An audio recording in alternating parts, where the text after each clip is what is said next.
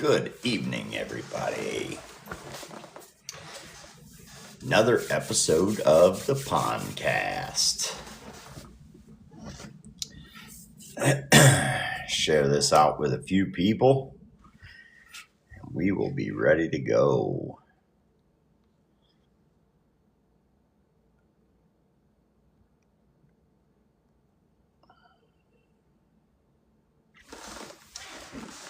What up, Woods?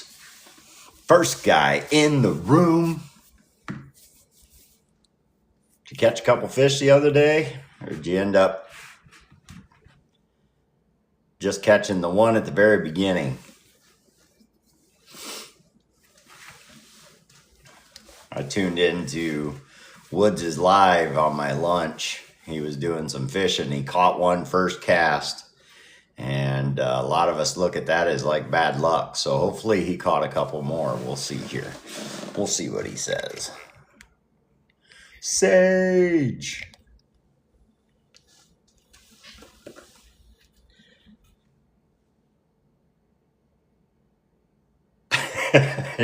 just one, huh? Oh, you got three. Gotcha. Well, that's good. Sometimes you catch one on that first cast and I don't know. It just seems like bad luck. I don't know if it crushes your confidence or what, but you got 28.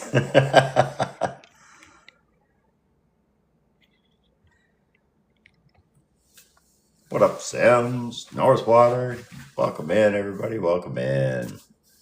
Thank you. I like the fact that you can create your own little heart meme there. Legacy. What's up, buddy? I'm excited for tonight. We got a great guest. Everybody knows him as Rainbolt. Mr. Danny Rainbolt. Walleye guy. Pouring jigs, North said. Hey, I got the rest of my tying stuff in, so I think I'm gonna try and tear apart an old jig or something like that and tie one. We'll see what happens. Jumping in the pool. He's going to sit in the pool with his bush apple. Sims and that bush apple.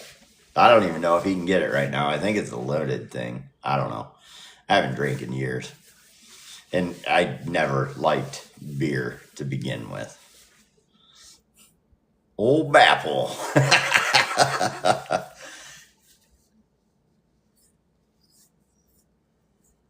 Driving home.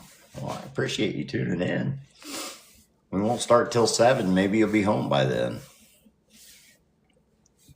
MCA. Trout Wrangler. What's up, everybody? Appreciate everybody tuning in. Coming in early just to hang out with yours truly. And then we'll get to hang out with the guest of the night. Ask him a bunch of questions. Make him answer them all. Thank you.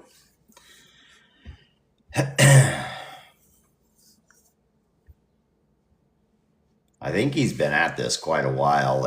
And those of you who know him really well know his wife as well. Does some stuff. And we're going to talk about all that tonight. JM. What's up, brother? Crank Customs. Glad you could all stop in. But yeah, we're going to talk to him about everything that he does. Not just the lures that he paints. He does some other stuff. If you're not aware, you'll be aware after tonight. Thank you. What up, Golden Sands? Also known as Lady Pollock. Strouds, what's up? I love seeing all these people come in here. I love everybody getting together. I see that chat down there. I want to pay attention so much to the chat, but sometimes you guys get to cutting it up, and I cannot read the chat because I will just start cracking up. And sometimes I can't help it, but hey, Charlie.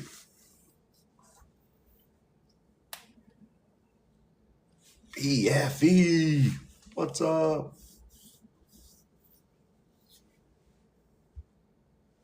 Yeah, sometimes I do read the chat, and I think I've done it a couple podcasts. I just start cracking up while they're talking, and I feel bad because I'm not sure if they're seeing what I see in the chat.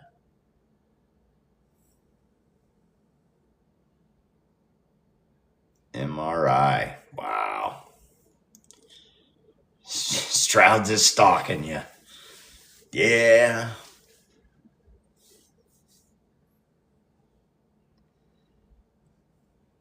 Old BFE, we got him up early. That boy right there is a night owl.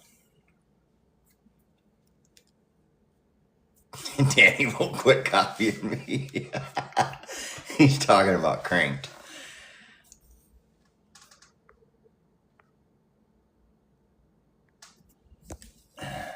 I have tuned into Clark Hills Customs Live quite a bit, and Frank and Danny are just going at it constantly. It's quite entertaining.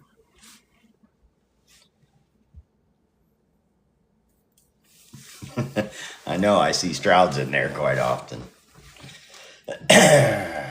And in case you're wondering, yes, they're both going to be on the podcast next week. We're getting Clark Hills Customs up here, so it won't be long after that. It will be Cranked, so it'll be next month for Cranked. But we've got a heck of a lineup, guys. I share it once in a while on the lives, and we've just got a heck of a lineup. People are really, for lack of a better way to say it, they're showing their love for the podcast. They're willing to get on here, share a lot of their secrets, the ways they do things, what they use to do these things with. We try and make this as informative as possible. If you're a new bait maker, you are in the right place. Danny Rainbolt's on tonight, and he has tons of ideas. He does lots of testing, kind of the tried and true type stuff, you know.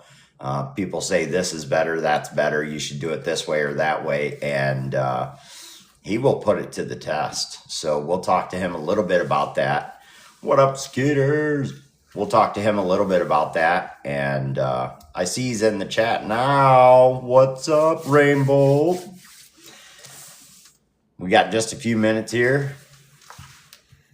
I will send him an invite, Danny, or Rainbolt. I'm going to send this to you. If you're not ready to come up, don't worry about it. You don't have to come up right away. Let me find you here. He just got home, unfortunately. I'm sure that can... I would be eating. If I just got home, I would be eating. How we doing? Oh my goodness. Doing pretty good, doing pretty good. Good. Switch Yeah, over to my other desk. I just sent him a message, and I said, you know, I always go on at 6:45. Feel free to come in anytime up to 7. And he's like, I just got home, and I feel so bad when somebody says that. I'm like, oh man, you haven't even had time to unwind yet. Well, when you live an hour from work, that's what happens. Oof. Yeah, that's a drive. Yes. Don't worry, he will be eating soon. Oh yeah. Yeah, Cindy went and got me some egg rolls. So when we get off here, I'll be warming them up. And oh yeah, me and some egg rolls. Got a date tonight. There you go. There you go. Oh, Work go good for you today? not too bad, not too bad. Good. That's kind of how my day went. It went quick, you know. Some days I work in a factory, so some days can go slow. They can really drag, but Yes. today wasn't too bad. It wasn't too bad. Right, Skeeter. Of course, I got Oh, somebody knocking at my door. well, of course, never fails.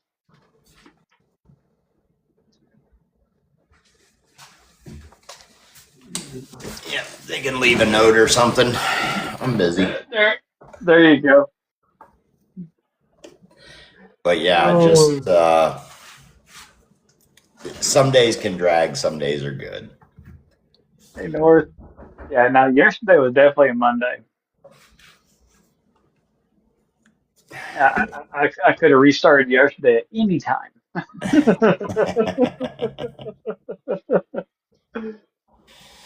Oh,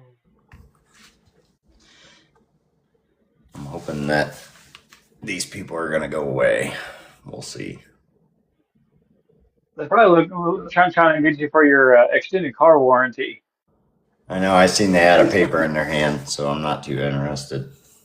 Hey, Jigs. All right, back to it. Deacon Danny. Oh, we're gonna get into some stuff here. Oh my goodness. I couldn't find a priest outfit. I'm sorry, guys.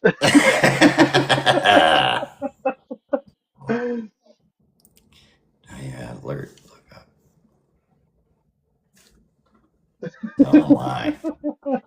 There's a new thing that TikTok's doing. It puts all these views and stuff up at the top, and I can't see how many people are in here. There it goes. It finally disappeared. I do Yeah, I not like. noticed that. I mean, I like knowing that the views are going up, but I can see it myself. I don't. I don't need them to tell me. Yeah, that's what I'll be looking up there, trying to, see how many people is in or how many likes. There'll be like this ticker tape. If y'all remember that, just going Yep. across the street. I don't know if people even know what a ticker tape is anymore, but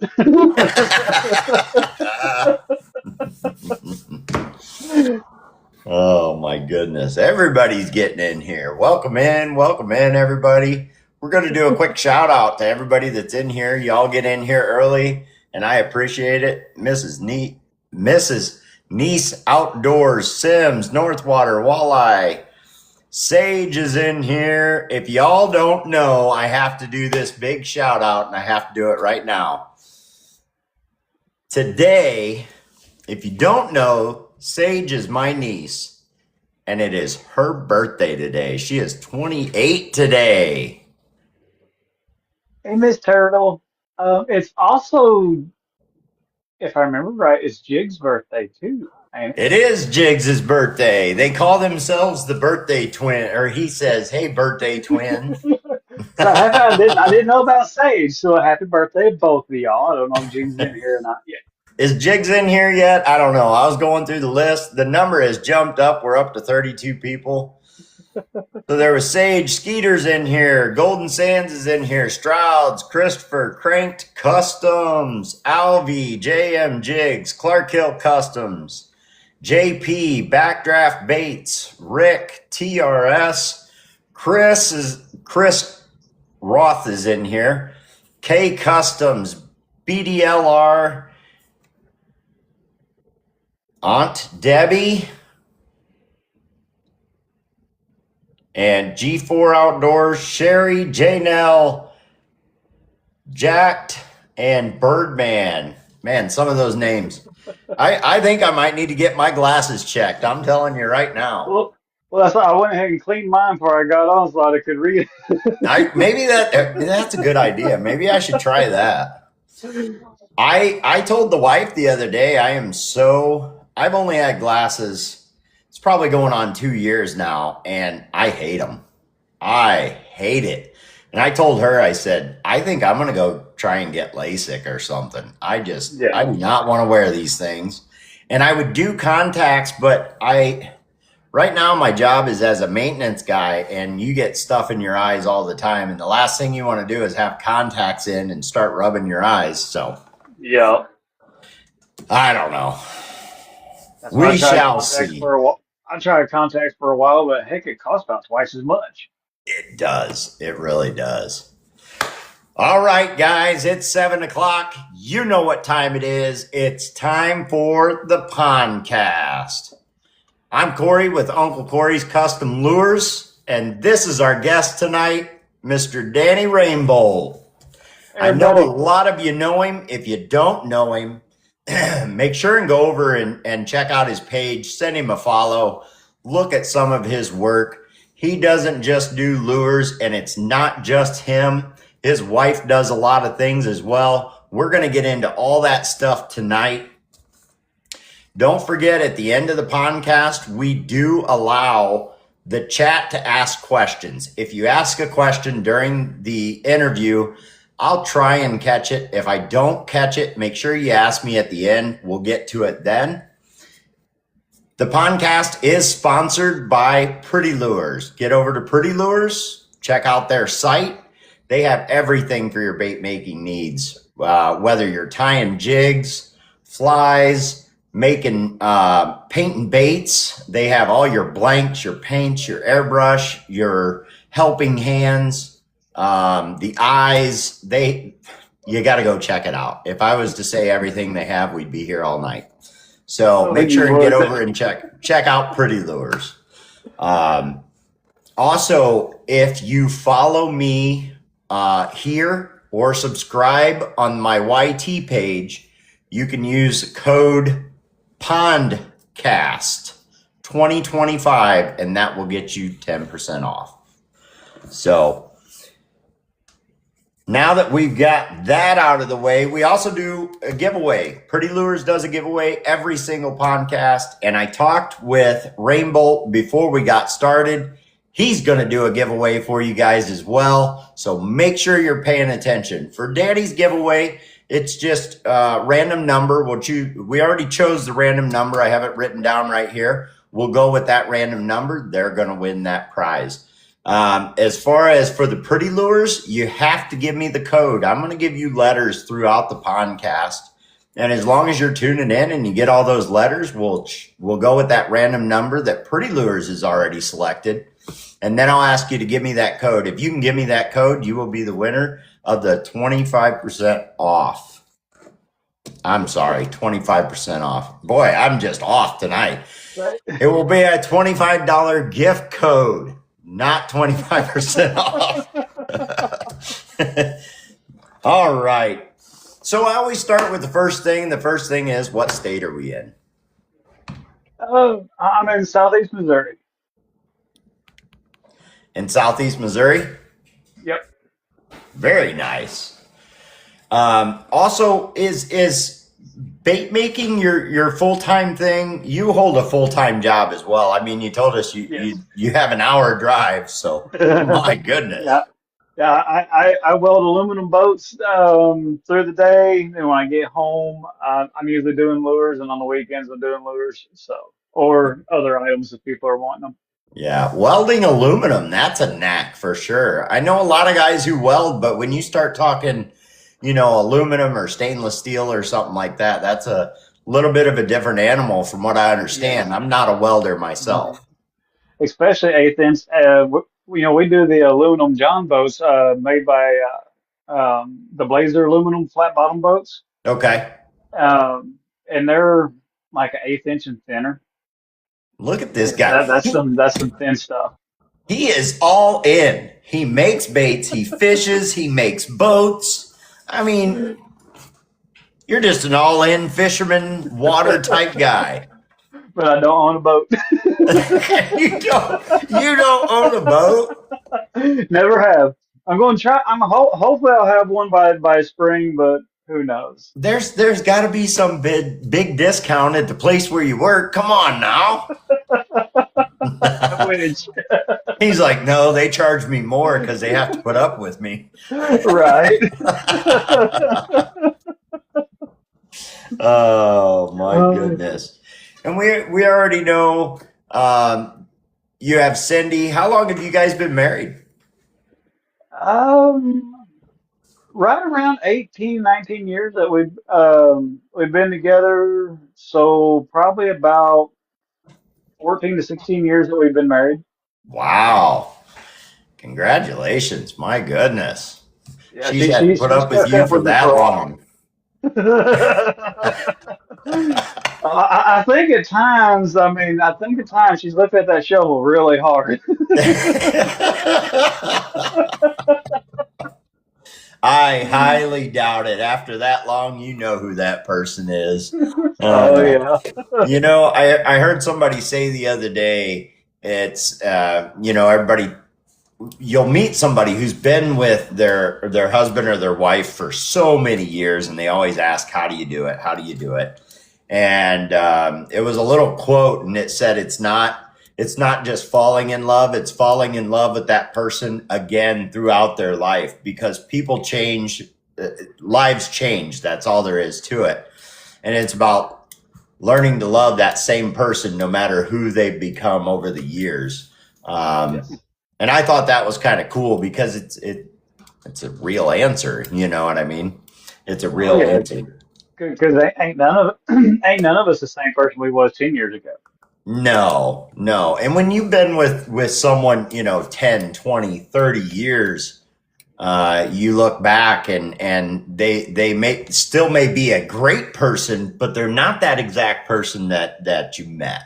So, Yeah. but yeah, congratulations on being together that long. Thank you. How did you get into painting lures to begin with? How did you get into Um, airbrushing?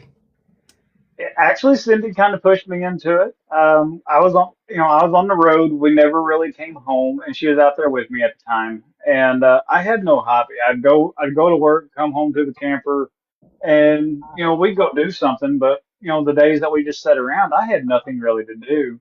Okay. And I was always a soft plastic fisherman, and going traveling around. Sometimes soft plastic wasn't what was needed in that area. Yeah. And the lures, they just cost us so much, and I didn't know how to use them. So, I mean, I was just sitting there kind of talking to her about it one day and kind of complaining about it. She's like, well, you used to paint, when we was back at home before we went on the road. Why don't you try and get an airbrush and paint your own? Because I was watching videos of people on the YT and stuff, doing Yeah. it. Yeah. She's like, well, I think you could do that. I kind of he hauled around about it. No, ain't no way. And finally, she was nagged on me enough. I said, all right. I said, I'll take a little bit of money. I'll get a little master's kit and stuff like that, and get a couple low end blanks uh off of the Zon or something like that. Yeah. And that's what really got me going, was just doing it for myself. Something to do and a cheaper way to learn how to use the product. Like I said, I never really used hard baits, and when you learn something, you're going to lose it. You're going to lose a lot of Yeah. them. And I'm kind of a cheapskate, and I didn't want to buy them constantly. Go to the store and buy a whole bunch, and so this way I could paint them up, kind of, and then go fish them. If I lost them, no big deal. And it just went from there. And Cool. yeah. By the way, I call myself a cheapskate sometimes, and my wife says, "Don't be rude. You're just frugal." I say, "No, I'm really just that cheap." No, I don't have my pinky out when I say it. I'm cheapskate. So it was actually you two together, and she's kind of like, you need a hobby. Why don't you try painting? And it kind of went from there. Is that Yep, and that's kind of when you found people on the YT and started kind of maybe learning some tips and tricks from there. yep. And when was it that you actually found TikTok and got on here and went on? Probably about 2, 3 years later. Um, that is when I finally actually because I just stayed off TikTok because when it first come out, it is a teenage thing. Is what the kids was doing. And I was on a job site one day, actually having to stay behind and watch some painters do some of the tanks we was building. And I was bored. I was bored out of my mind. So, all right, I'm going to download this app, see what it's about. Yep. Then I found out that there was people that did fishing lures and other types of paintings. Started following them and talking to them, and that's what kind of got me on here is just boredom. I decided to try the app out. I didn't know there was a fishing community on here at all. Yeah. I, I stumbled across it, and some of the first people I seen, one was you. I started talking with you and Cindy, Yep. and I ended up getting a cup for my wife from Cindy. And I seen a post, and it was some crystal type roses. They were black roses, and it was Cindy who posted it. And I didn't pay attention to the post. I seen what it was, and I'm like, I gotta have that. And I asked her about it. She goes, no, no, no, no, no. That's not mine. It's over here. It's TRS, Yep. now known as I forget what she changed to now. Scriber Tackle. I think. I noticed they changed their name the other day, but I didn't.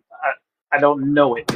Yeah, so they've changed, and now they have a web that you can go to, which is Scriber, Tackle, and Treasure. And I think hers is Scriber, Tackle, and Treasure, or something close to that.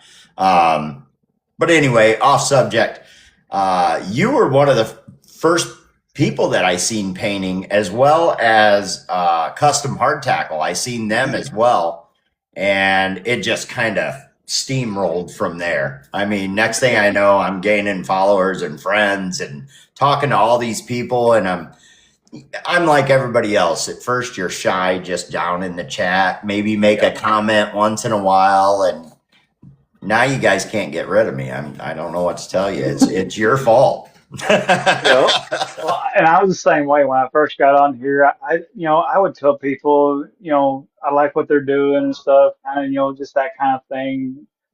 Finally, one of them asked me, "Well, what do you do?" I said, "Well, I paint lures for myself. I'm just kind of watching y'all." And it eventually they pried me on onto here and hooked me. It just it snowballs really quick once they start talking to you. It really does. It really does. And you've been painting for exactly how long now? I don't know exactly how long because I can't remember what the year it was I started, but it's been at least 5 years, at least. I think Five it's been years. over that though. Yeah. It's amazing how fast some of you all come along in your painting abilities. And you had kind of an art background to begin with before Yes. you started the airbrushing. And now you're starting to, I believe, introduce that some more into your lives. Hmm. I seen some pictures that you've done and stuff like that. And then of course Cindy has her cups that she does, Yes. and you help with those as well. Yep. Yeah. Every now and then, everything has its limitations, and every now and then there's certain effects that she's looking for, and it's better done with airbrush. Hmm. And so she'll have people that, hey, can we get this airbrushed? Can we get that airbrushed? And so I tell them, oh, you gotta go through her though. I'm just a grunt doing the work. She's the boss. You gotta talk to the boss. But Yeah. yeah, we work together on she's mainly on the tumblers, but I do help out and do, I guess you say, some special projects for her. Yeah. And yeah, she's come a freaking long ways on these tumblers. Oh my goodness, it's amazing. Now, has she ever thought about picking up an airbrush herself, or has she gave it a shot and said, no, it's not really for me? She's not really tried it. She's used one before in the shop we used to work in, and so she has an idea of how they work. Hmm. But now the boys moved out, we got the house all to ourselves. Once he gets all his stuff out of his room, I'm gonna go through that room. redo some of the floor and get it all set up. That's going to be her design room, but she wants a little spot. So and I even bought her her own airbrush, and she wants to start learning how to use the airbrush Yeah. to do certain things on the tumblers to help her out as well. Yeah. Well, I mean, I'm sure you guys are both busy. Hmm. And I know you always find time to help her out with any airbrushing that she might need, but that might be kind of cool to see some of the designs that maybe she can come up with outside of her. I guess you would call it stenciling when you're putting the designs on the cups, Yeah. and see what she can do with an airbrush while she's stenciling them in. Because I'm sure once she starts thinking outside of that box, it's going to get pretty good. So, Well, that's what she does an amazing job with the she does line tape and everything. I mean, she uses some decals and stuff as well, but she does an amazing job doing that. If she can pick up that airbrush, I'm very interested to see what she's able to do. she might be in there painting baits for you. Hey, if it helps me out, here's the recipe. Here's a picture of what it needs to look like. Have fun. Yeah, yeah. So what airbrush do you prefer to use when you're working on baits? It kind of depends what I'm doing. I mainly use the Gallery Mobius point 0.3. That's just my general workhorse because it is a cheaper airbrush. If something goes wrong with it, it's easier to replace. So it does the heavy lifting. Yep. But my finer tune stuff, I have the H&S Harder Steinbeck. I have one y'all probably haven't heard of called a Mad Works, and then two Mr. Creosis Okay. as of right now. I am looking to build onto that. And you do different size needles in each one of those, or at least a few of them. I know you said a point 0.3, so you use the point 0.2, point 0.5. Yeah, I have a Posh too, or a Pache, however you pronounce it. But the Mobius is the point 0.3. My really fine one's the H&S that has the point 0.15. Oh wow, yeah. Um, and then the other two, the Krios and the Madworks, they have a point 0.2. But even though they're both a point 0.2, there's different characteristics. One sprays really good fine lines. One does really good fine shade work. So they have their own characteristic. Yeah. Yeah. You find that a lot when it comes to brushes. And I think that's how everybody falls into the brush they like the most is they're not all the same. And they Yep. can, some can be tuned differently, just depending on what size needle you have in it. I know I've used a Masters for since I started. And Hmm. I haven't really put the money into the airbrushes yet. I've stuck with a Masters and a Neo. And I've heard other people, they've asked me, what do you use? And I say, like, Masters. And I actually mentioned it to Stroud's Customs. And he went ahead and got one. And he's like, I can't get that thing to work for crap. That's me. I got a G22, the one I Yeah. started with. I still have it because I'm big about keeping what you started with so you know where you come from. I Yeah. can't make the thing work anymore. When I first got it, it did okay, but I I picked it up just the other day and I thought, okay, it was just me, inexperience. I Yeah. can't get that thing to strike. Really? It wants to stutter, and I took it completely apart, checked everything out, put new pieces in it, and it just wants to stutter. I wonder if it doesn't have something to do with how do I want to say it? They are a good starter brush, so a Mhm. cheaper brush. I wonder if it doesn't have something to do with like the manufacturing variables. Um, because I've talked to plenty of people who say they spray great. It's my workhorse. I started with that brush. I love it. And I've heard other people say I picked that thing up one time and it just done a crappy job. I put it down and I've never used it again. So Yes, and that's what you'll find in most of your airbrushes at the 60 point and lower. yeah, um, you're going to find slight inconsistencies. It's always, you're kind of rolling it to. if you're going to, you might get a good one that does you your entire life, and Yeah, you might get one that's right out of the box not any good. It's not that they're bad. I will never say yeah, that they're bad. But it is there's a lot of variables there, and their consistencies, up and down across the board. It's not just nice and plain. exactly. Exactly. And I think you may find that in the, we'll say, less expensive Mhm. airbrushes, that it does kind of go up and down and waver. Whereas when you start to get into the more expensive airbrushes, they're pretty level across the board. I know H and Yes. S people love that. The Mobius and Neo Iwatas seem to be really good.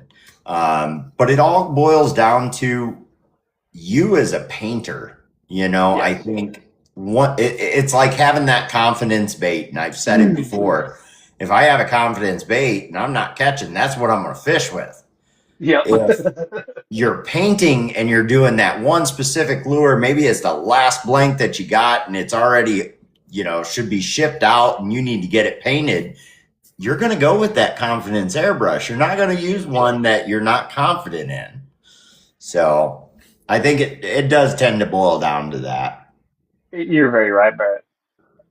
So it's similar to a pew pew. Most will shoot, but accuracy and smoothness come with dollars. Yeah, exactly, Barrett. I would agree with that. I see Country's in here yelling at you. Hey, He said, Country. "Who's that guy?" Just someone he happened to pick up on the side of the road and needed something to I appreciate all the heartme's and all the gifts that you're sending over to Rainbolt and to myself. I appreciate everybody coming in here tonight. We're getting some questions out of the way. We're getting to know him a little better. And I'm going to go ahead, and it is 22 minutes in. I think if you're going to be in here, you should be in here by now. I'm going to give you one of the letters for the code tonight. And the first letter is going to be the letter S. The letter S. Yeah, I appreciate you jumping in here right after work, and hopefully she gets your food to you. Maybe you can sneak a bite or two if you're starving. Oh, I'm good. Like I said, I'll get it after the live. She's at work right now, or else she'd be over here off camera. I done talked to her about So let's get into a it. little bit of the paints. What are we shaking our head no to? Yeah. Bear, are you going to give away a phoenix tonight? No. That's one lure you'll probably never see in a giveaway. Is a Phoenix? Yep, they take a lot of time. Okay. And when we're talking about the Phoenix, it's not the blank, it's a certain paint job that you do on it. Yes, it's I don't know if I have a pedal design. I don't think so, but it, it's a pedal design I do, and it involves a whole lot of tape. Okay. But instead of being like a normal crawl, it looks like little pedals that's just all staggered across each other come along the back. Yeah. And it's they're very the way I do them. They usually come out a very almost a lifelike and moving 3D effect when you move it around. Okay. And um, I usually do it in a orange or a red or something like that. And the last one I did a like a fire crawl type things, and it reminded me of phoenix feathers. So Yeah. it got named the Phoenix Lure. Okay. Country says you just did one in white. Yeah, I'm gonna Lauren have has to one go over like to it. your page. Do you have one of those posted over on your page? Yes, and Okay. there's two videos where I did like a little movie thing, and kind of like a sci-fi fantasy little movie thing, and it has it in there as well. Okay. I'm gonna have to go check that out. I don't know how I missed that, but I'll get over there.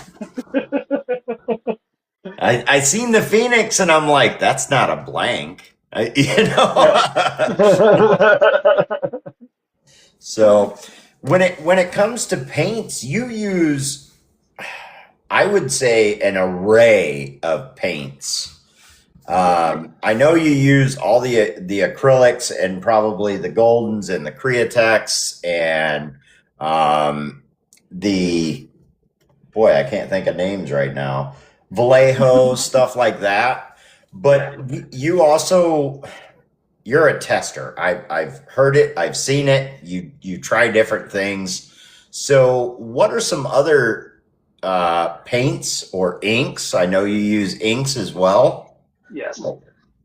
What are some other Um, ones that you think other people might be interested in that they may not have um, thought of?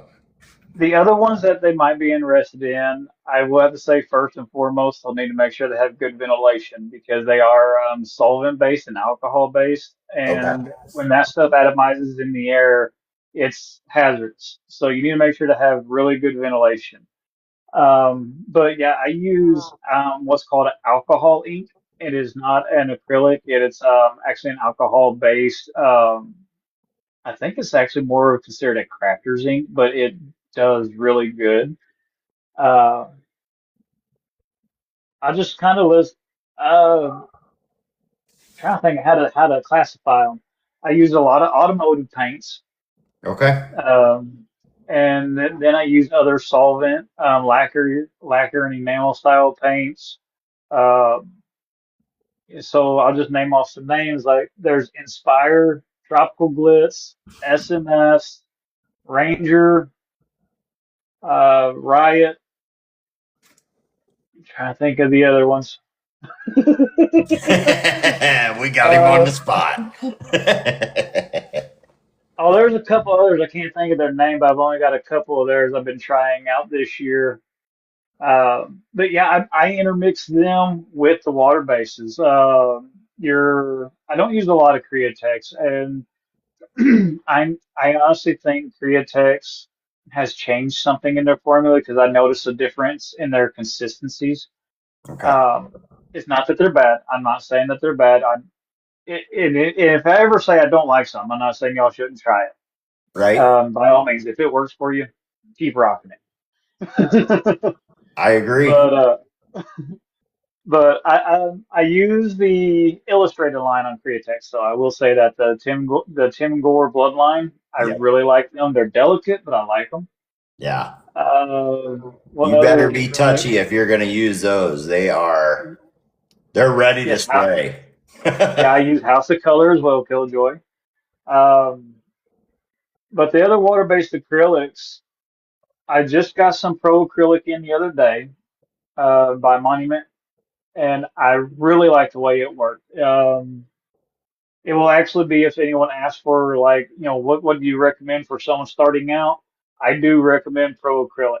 Um, for five a bottle, the price is about right for starting out, and it worked really good with minimal thinning through a point 0.3 and a point 0.2. So, and most people starting out they'll have a point 0.5, so they'll have no issues Yeah. using Yeah. it. It's I think when you're starting out it's intimidating when you hear the point 0.2, point 0.1 point or 1.5 and the 2 stuff like that and it is for detailed work and you better have your paint right because they will plug up pretty quick.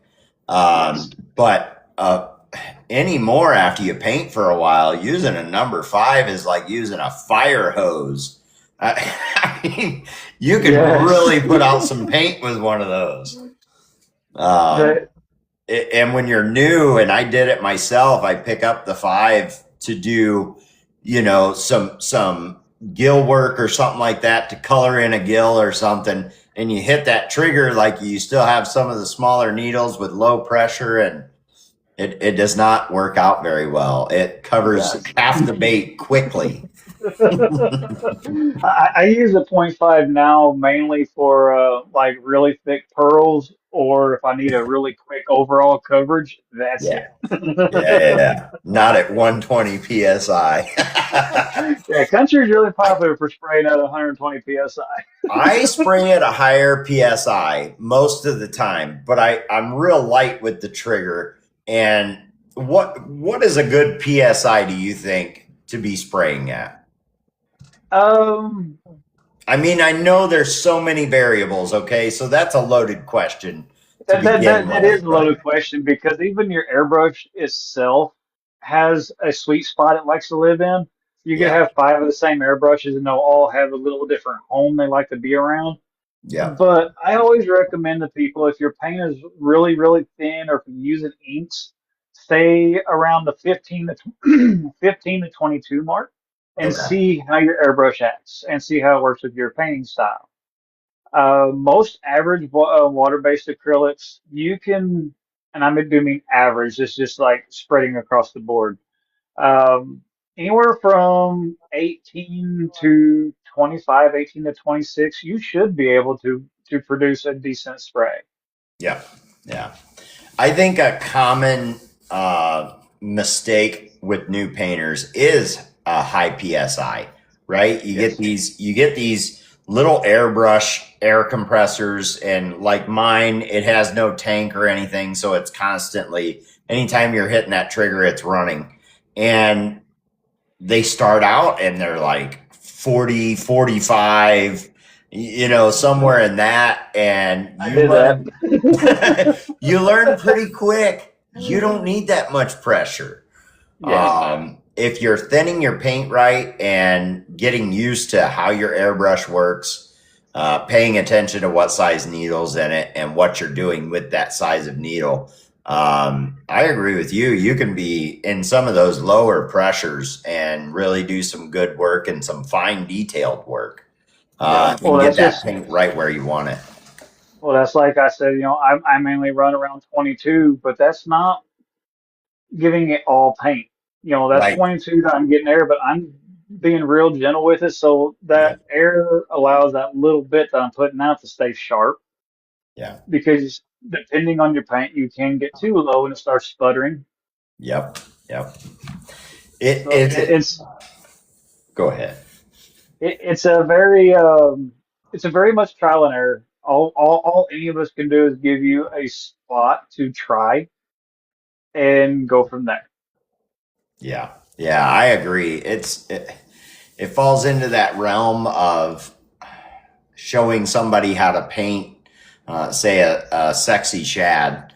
We all know what colors they are, but every one of them is going to turn out different, and it will Yes. depend on the way you use your airbrush. Yeah. You might be excellent at fading colors into another, and I might be more of a hard line. I just Yep. want this color to start and this color to stop.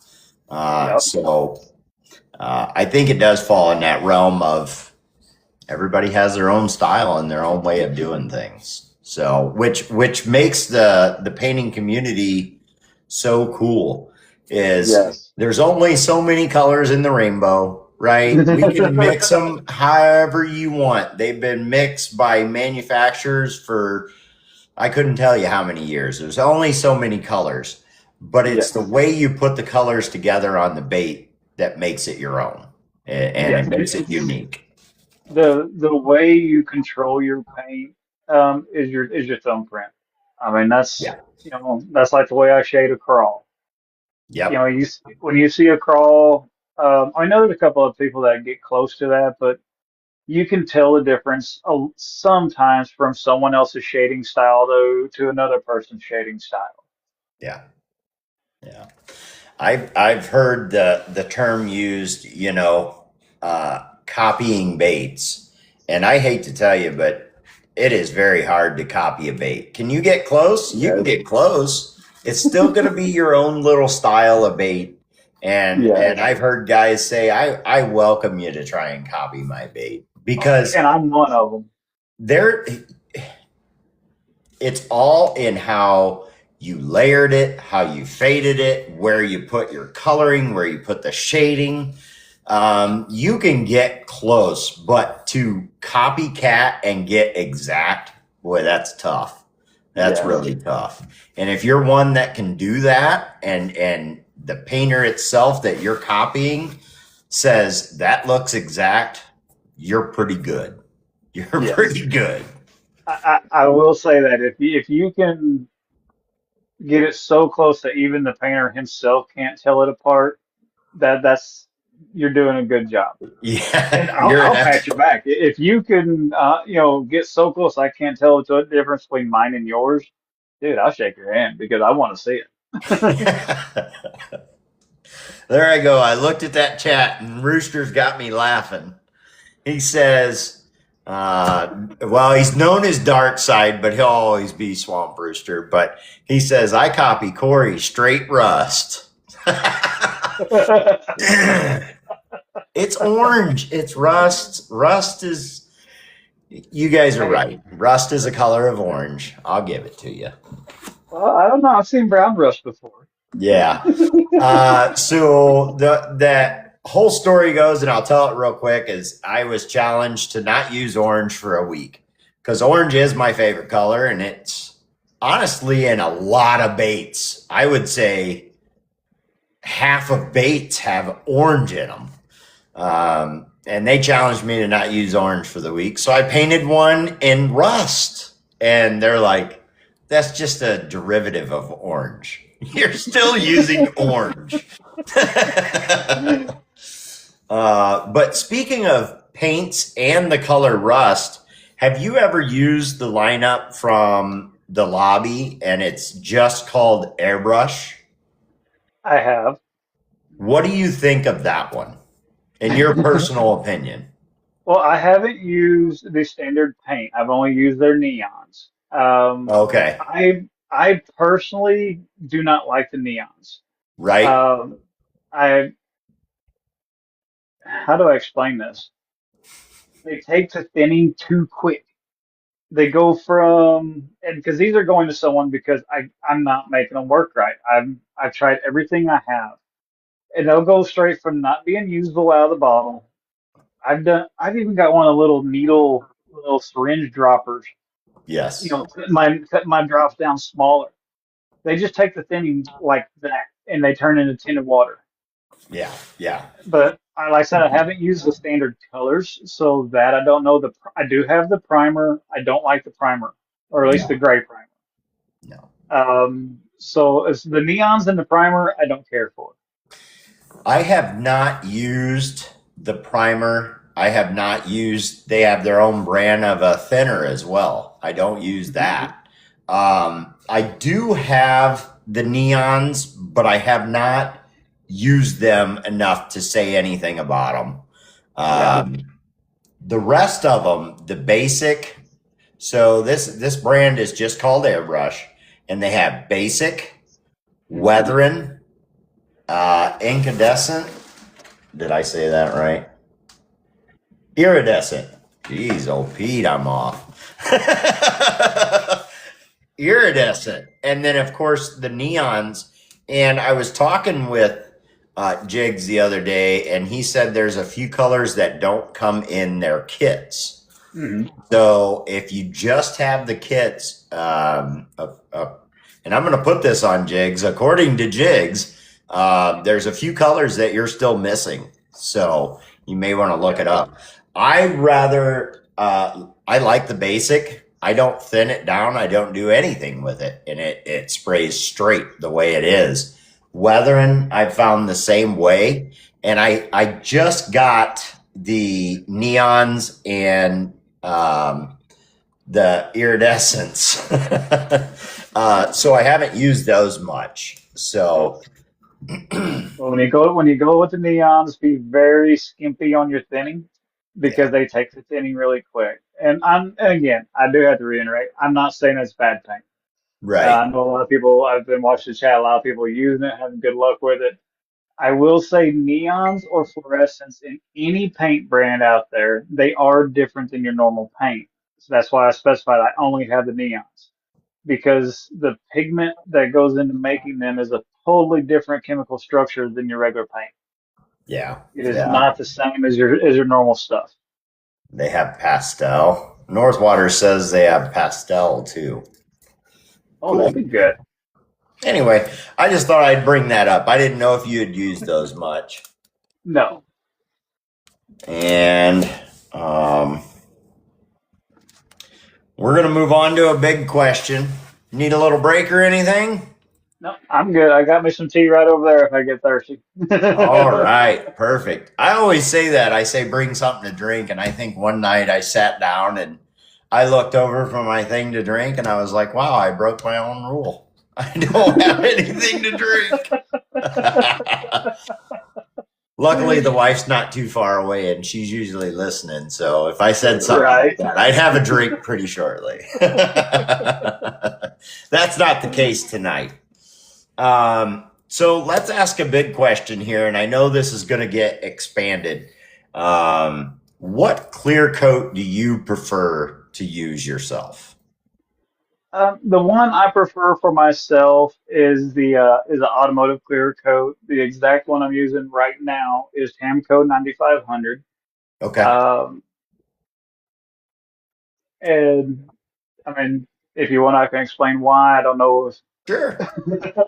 The reason being for me is I have used not every brand, but every type of clear coat out there. I've even used UV. Okay. I actually used it extensively for a while. KBS, two-part glue adhesive like BSI, two-part epoxies like your Alumilite Amazing Plus and stuff. I've used all the different types, and they all have their gives and takes. Everything with it is definitely rock paper scissors. There's no hard line, Hmm. and but I like the speed of the clear coat, of the automotive clear coat. I like the look of it, the durability when done properly. The durability is I ain't gonna say it's on par with like an epoxy because there's a gray area with that. Uh, but for your bass, crappie, anything that's not super toothy, it will do just fine. If you're going after toothy critters, it will hold up good to them because when it breaks, it'll be like a little pin just went through the clear coat and broke it. It won't Hmm. like shatter and chip. But epoxies, even though when they break, they'll shatter and chip, uh, they go on thicker, so it takes a little bit more for that tooth to get through it. Gotcha. And I said there's definitely a rock paper scissors to it. It's just that's what I prefer the automotive. It's not that it's king of all. It's just it's what I like for what I do. Yep. That's why I kind of asked that question like that. I know for the longest time, right here on the podcast, it's been the battle between BSI and UV, BSI and UV. There are Yeah. quite a few guys out there who use automotive. Hmm. Now, just like you said before, ventilation, ventilation, ventilation. But do Yes, you even do it especially. in the house? Or is that Yes. something that you would say that's best off outside? Is you would better off with a garage or outside. I don't have that option, so I bought a really expensive spray booth that the spray booth actually has a CFM rating, so it's actually moving air.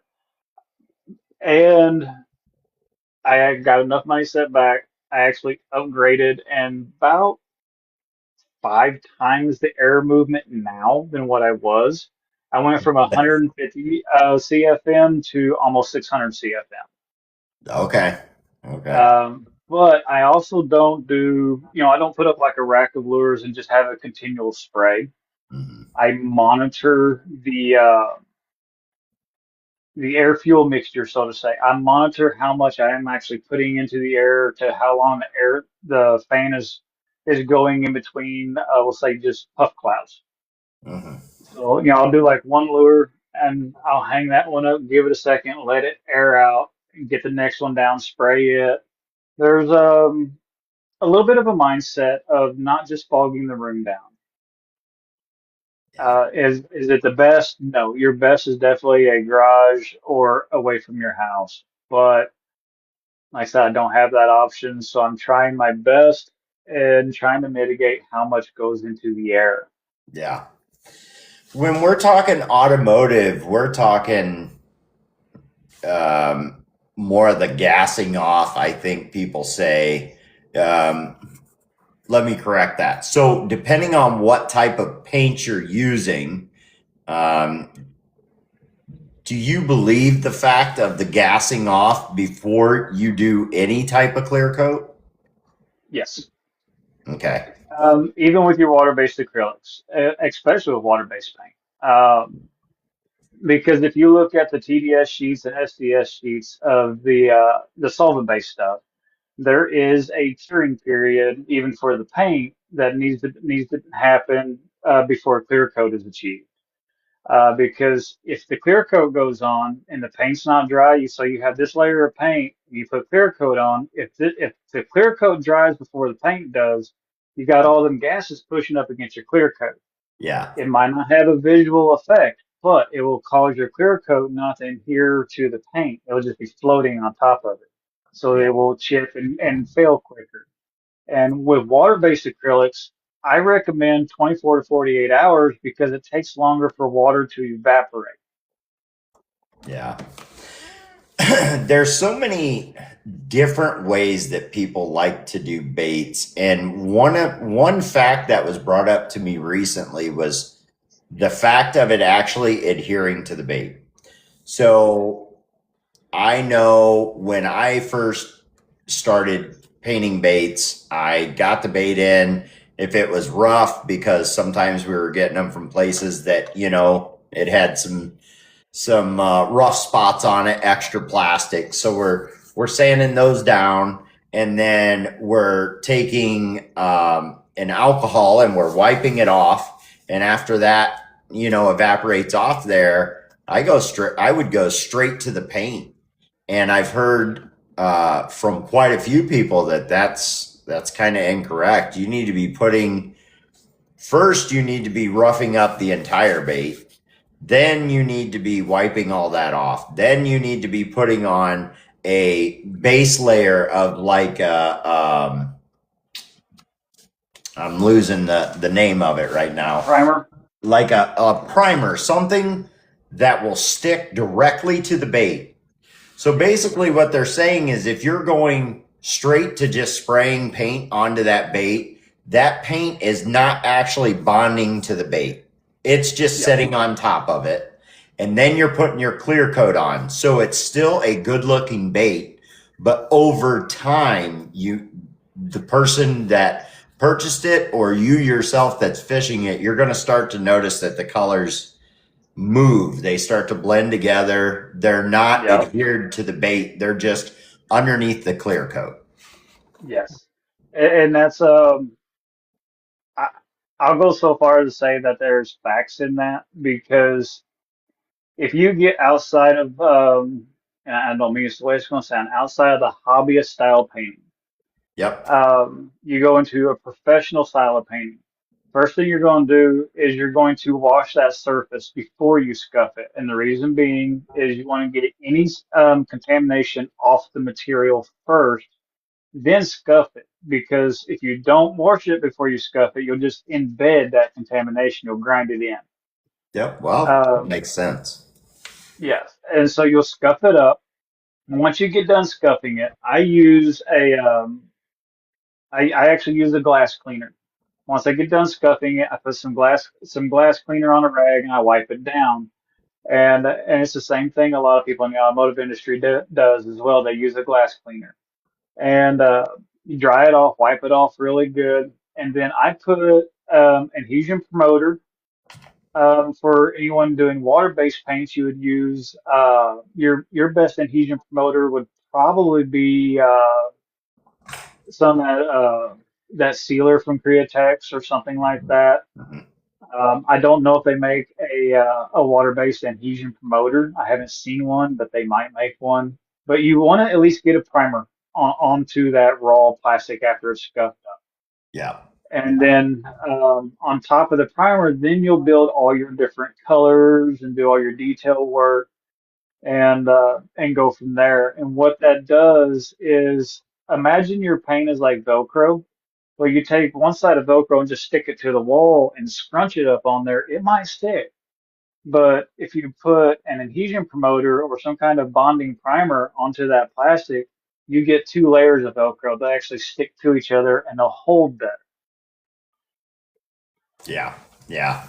I mean, And this is great information because there are a lot of people who want to get into painting, and that's not something they think about. no, And as the time has gone by, and I talk to all these different painters, that is one subject that I don't think is broke down enough that that's the way it needs to be done if you're really wanting your paint to adhere to the bait. So I yeah, see a lot of guys down here shouting out some promoters and sealers and stuff like that. I appreciate it, guys.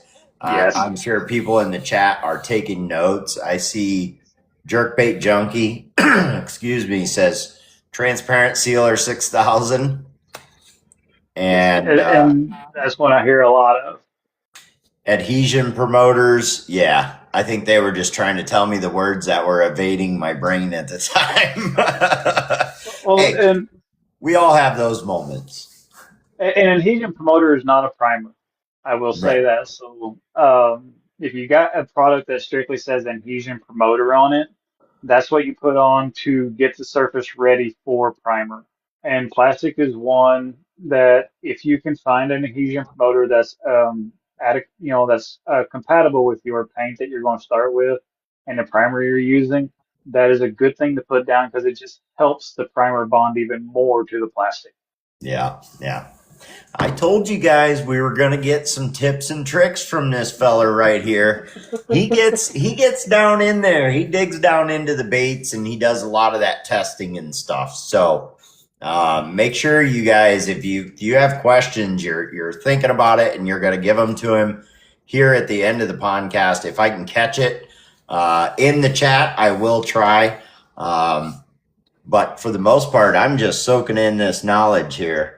So I Well, mean, I'm not going to say I know everything either. By all means, do your research and fact check me on it, as they say nowadays. yeah. Uh, I do confer with a lot of people in the or that have been in automotive industry because that's kind of my baseline when I paint, whether it's a water-based acrylic or not, is if it can be done on a vehicle because there's plastic and metal parts on there, then that's my baseline of the minimum that needs to be done. Well, we say it all the time. Cars anymore are made of mostly plastic. So, Hmm. I mean, if they can get it to stay on that car through all the weather and everything, because not everybody's car is in a garage. Let me tell you, mine's not. The boat's in the Right. garage, but the car's outside. I got to keep my priorities straight, right? The boat goes in the Right. garage, the car stays outside. Gotta And go tuck it in just at night. that's right. And just so y'all know, I cleared it with the wife first. I offered for her to park in the garage. She did not want to. I said, that's good because I'm going to put the boat in there. Oh, my. We're going to go ahead and give you another letter for this code, guys. The next letter in it is going to be a T. The letter T.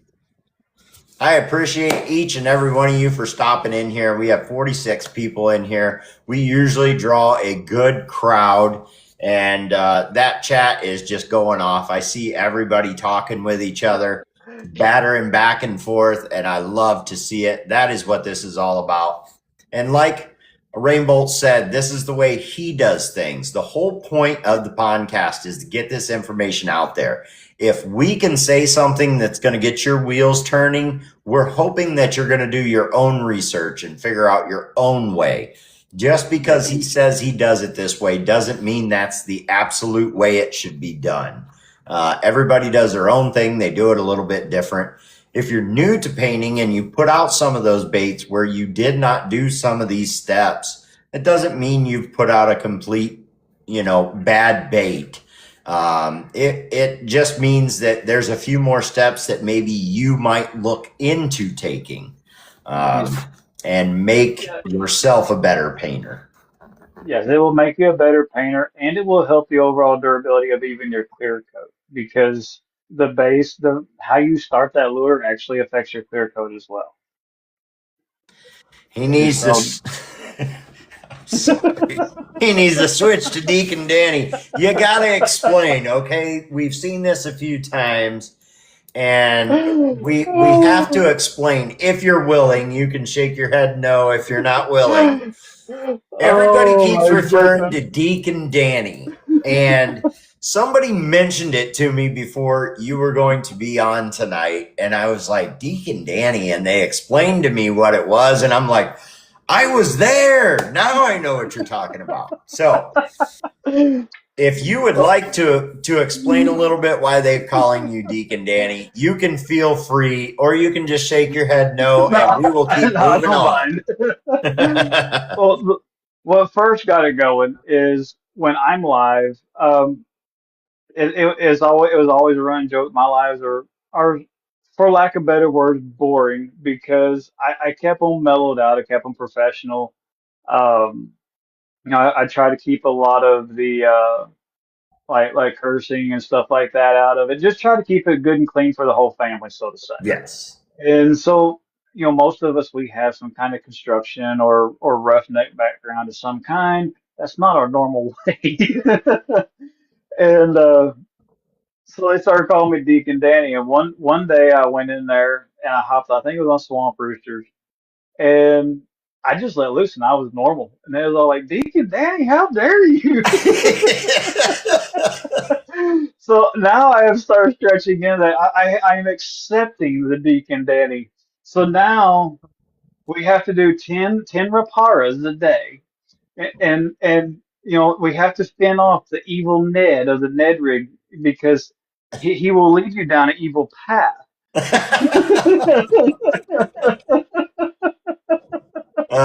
So basically, you let the work you, maybe the lingo and Yes. the ways you might act in certain work areas out in Swamp Yeah. Roosters Live.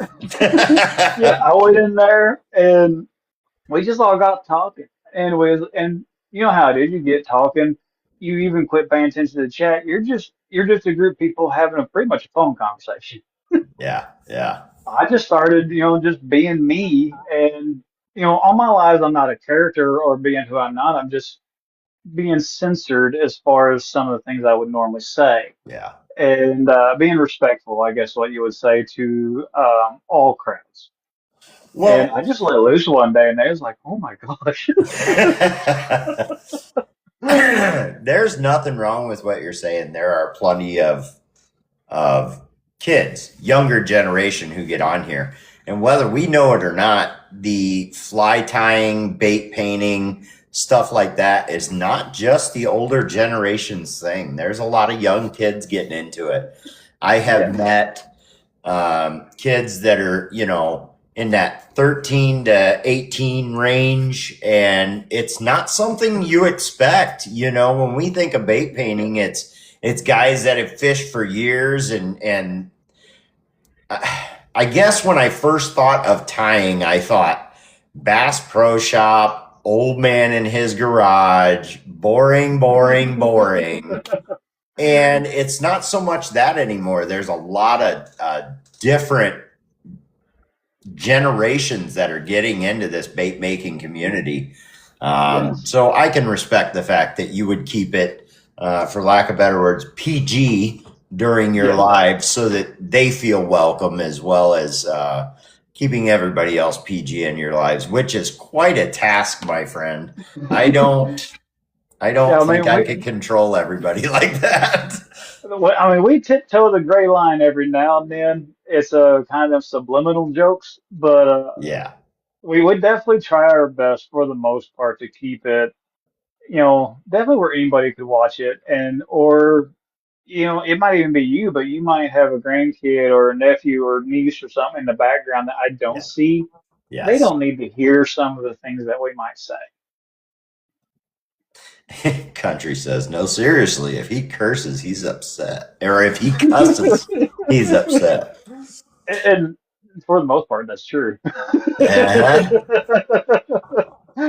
So we've talked quite a bit about the painting of the baits. Is there anything you feel that you want to touch on when it comes to your bait painting style? Um, I would like to see more people. How do I put it? I would like to see more people expanding their reach with their stencils. Because, Okay. and I always say that, and I'm not knocking it. I'm actually trying to talk to CJ and them about getting my very first clamshell from them because there's a style that I want for a jerk bait that I don't see, and I don't have a Okay. way to make it repetitive, and it's a style that needs to be repetitive with a flat stencil. But I would like to see people getting more textured style stencils, and learning how to use the edges, learn how to use the texture, uh, because, well, let me get one really quick. Sure. And a lot of people know I love the Gerald Mendez stencils, and they're just a fabric stencil, but a stencil that's like this. A lot of Okay. people will pass up on it because it's not creating anything. But that stencil right there does about 90% of my lures. And I would like to see more people just learning how to utilize them odd stencils. Doesn't mean you can't use your clamshells and have that repetitive look, but try and use them in correlation with each other. You can use more than one stencil to help really bring out a design that really locks your style Yeah. Yeah. in. And again, I'm not knocking clamshells. It's they have their place because they are good for doing a good repetitive if you're doing a line. And there's other things I have in mind that I think that they can do.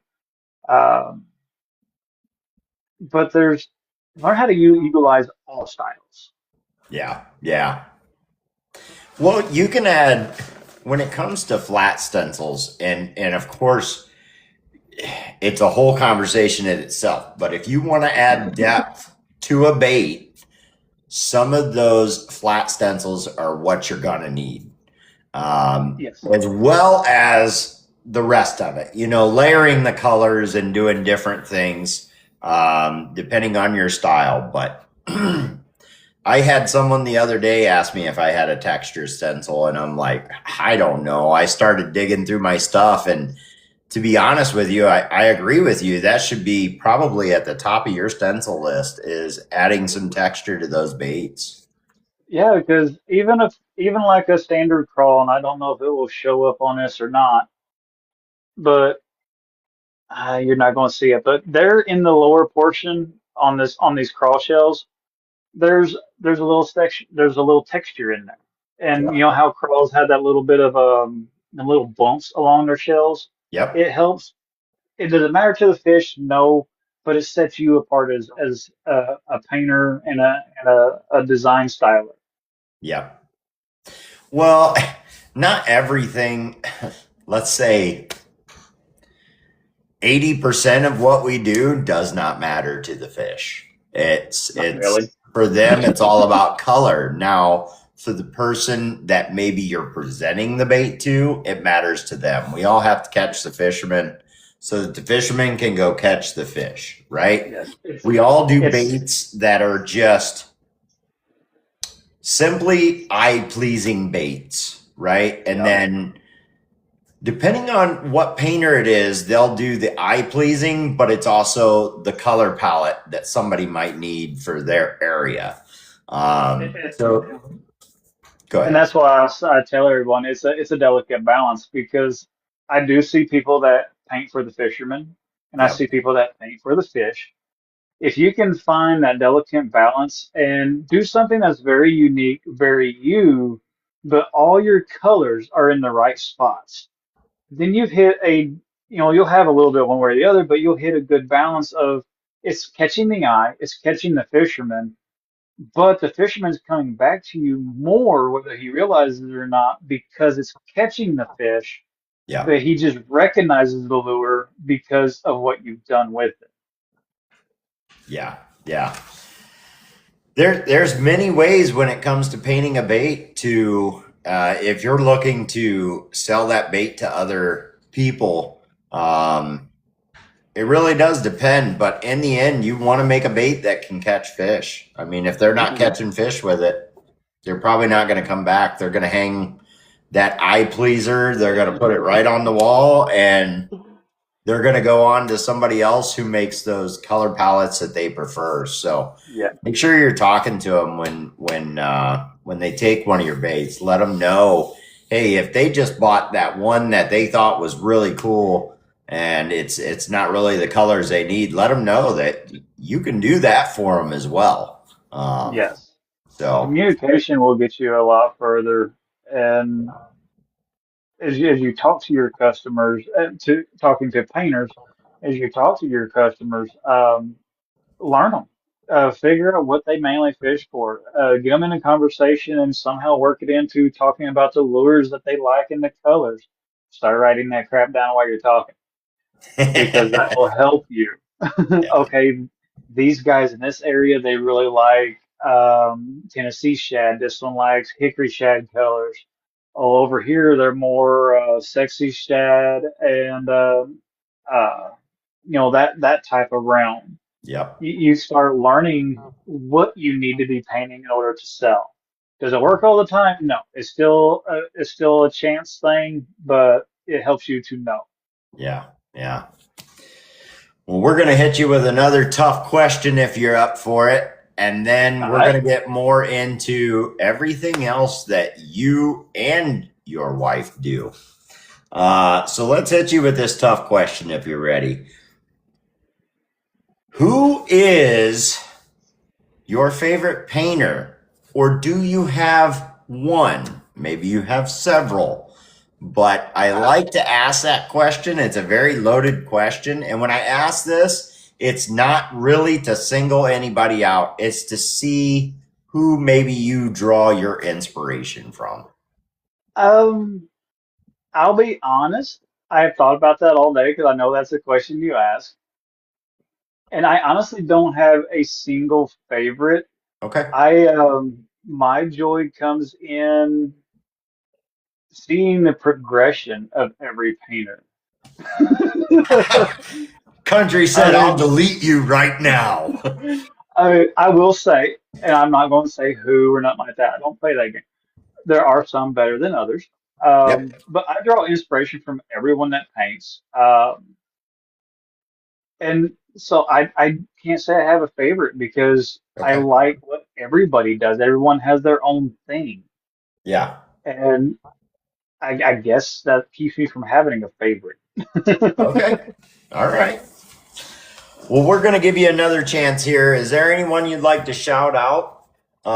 Maybe you have, I don't know if you do pro staff, if you have, certain people you like to send baits to or anybody you'd like to shout out. But of course, feel free to do that. This is your platform. This is your spotlight and it's your time to do it. So just don't shout out country. We can see him down there.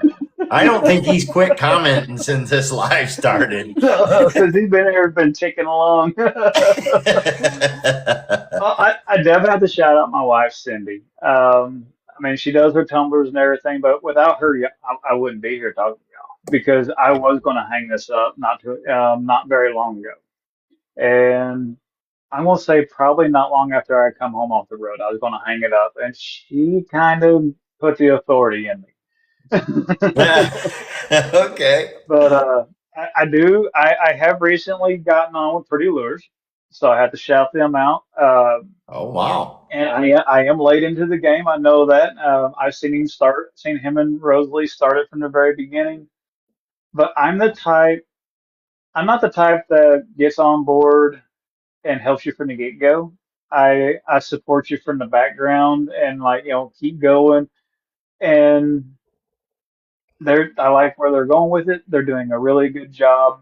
I think they're either coming up on or have surpassed their 1 year mark, Surpassed. and they surpassed. And I I'm really proud of them. I really am. They've done really good, and I am glad that they decided to bring me in.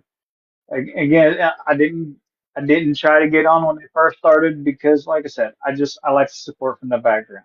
I didn't want them thinking, oh, Danny's just on there because they've been friends for so long. No, Okay. Danny actually waited till they're a year old. But I had to shout them out. They're doing a good job. I just want and shout out everyone that's in here. If I started naming off names, man, we'd be here for hours. Yeah. Um, I have made I will say close friends, even though I've not met them, close friends with a small handful of people on here. The Yep. rest of the people are really good online friends. And the difference is talking to them on the phone, crying on the phone, to just talking to you online. You're still a friend, but y'all know what I'm talking about. There's definitely a difference. I do. Yep. Yep. It's without the people in here, the painters pushing each other, without the customers, we we wouldn't have nothing to do. Ain't none of us can really afford to do this on our own. Besides, I mean, we barely got ourselves going. Yeah. JM says Danny wouldn't want to meet most of us in person anyway. Oh, y'all will be very shocked to meet me in person. I'm very laid back and boring and quiet in person. Well, I'll give you a tip. If you're new to TikTok or maybe you've been here a while and you've wanted to meet some of these bait makers, whether you're just a fisherman new to this community, it really doesn't matter. If you want to meet some of these people in person, pay attention for the fishing shows that are coming up. A lot of us go to these fishing shows. I'm in Ohio. I go to the Columbus show. I'm talking about going down to the show down in Kentucky as well. I don't drive too far. I know a few people have asked me if I'm going to make it down to, here we go, drawing a blank again. There's a big show that Pretty Lures is going to down The in, Coleman, Alabama. thank you. I don't know that I'm going to make it to that one. Now, I know, and it's the ongoing joke that Holly and Northwaters made that 455-hour trip all the way down there, but I'm not them. I don't like being in a car for that long. So I don't know if I'm going to make it down to that one, but I'll definitely be at the Columbus National Show here. And I know a few of my friends will be down there, and I know a lot of other people are trying to make it out that way. I'm not going to start with names because that is a huge show, and there's going to be a lot of people there. But if you want to meet some of us in person, start checking out these shows, start talking about these shows in the lives, and we'll tell you if we're going to make it to that show. Yeah. I've met a lot of people that way, a lot of good people. Oh Great my white goodness. north to chase the kings, huh? And I would love to get out and meet more. My problem is I'm in the middle of everybody. Being Southeast Missouri, the closest person is like 6 hours away. Yeah, yeah. Uh, I drove almost 10 hours to go ice fishing with Battle Buddy last year. Nice. uh, But and I was it only, worth it? It was worth it, I'm yes, sure. yes. Yeah. Yeah, yeah. And I'm going to try and see about making a show. I have never done one.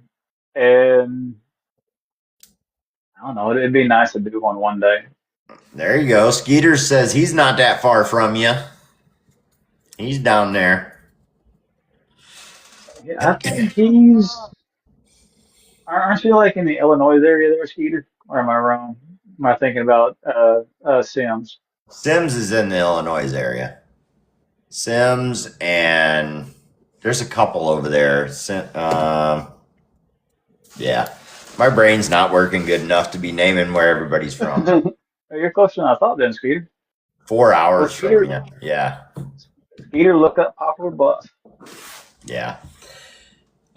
So I did say we're going to talk about some of that other stuff. We've asked you a couple tough questions.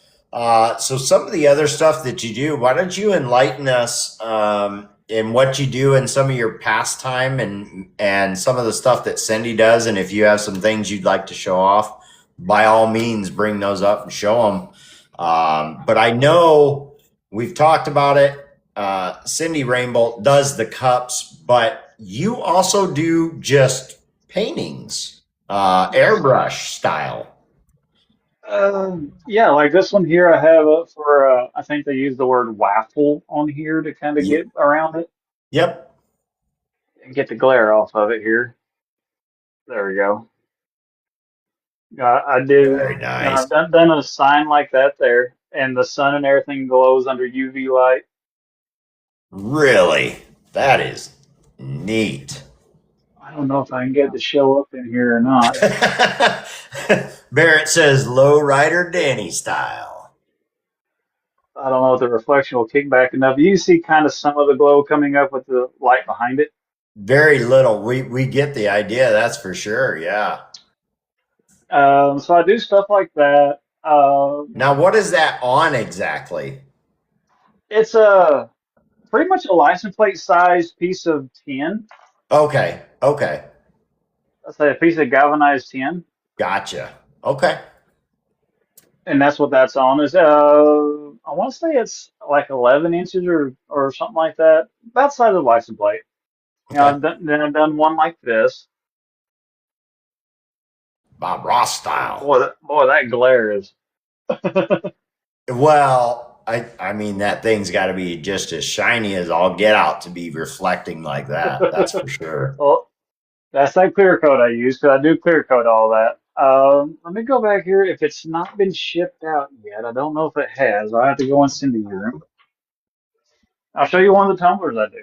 On the tour, if you guys have never tuned into Danny's live, he does his auction stuff like that. You always get the tour. He's got to go over and check out Cindy's Oh stuff. yes. And when he does, he has to get into the other room. How do I flip my camera around from this side? Oh, yeah. It's always different these days. There we go. In the Turner Give me a second room. here. That's right. Here's the tumbler that I did.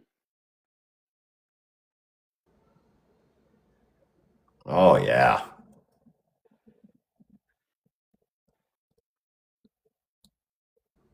So That is really interesting. this is weird. You gotta go around all this different way here. You gotta hit like 5 different avenues to get your camera turned around. I'm not used to be on this side of the box. Yeah, yeah. It's definitely but a little uh, bit different. but yeah, I do tumblers, signs. I've been playing around with the idea of getting some paper that's appropriate for airbrushing and trying to do maybe some kind of like illustrated work as well. Okay. Uh, so I do. If it comes to airbrush, I dabble with a little bit of it all. Okay. I love airbrush painting. It's not just lures. I love using the airbrush. It is a very awesome thing to paint with. I used to do little miniatures and stuff like that. I don't know if I have one around here, and that's a fun style of painting. But moving from a brush to an airbrush Oh, yeah. is is a big difference, and I really love it. You know, I've heard when it comes to painting those miniatures, there's some techniques that you have to use to get the paint all the way down in all those little nooks and crannies exactly where you want it. Look at that. Very nice. So, and that's all airbrush on Spike. He's even got his little earring in there. That takes some talent. Very nice. Yeah, and getting in the nook and crannies, like you said, it's different. You really gotta have your control. Yeah, yeah. Well, I know you do some of the cups and Cindy does as well.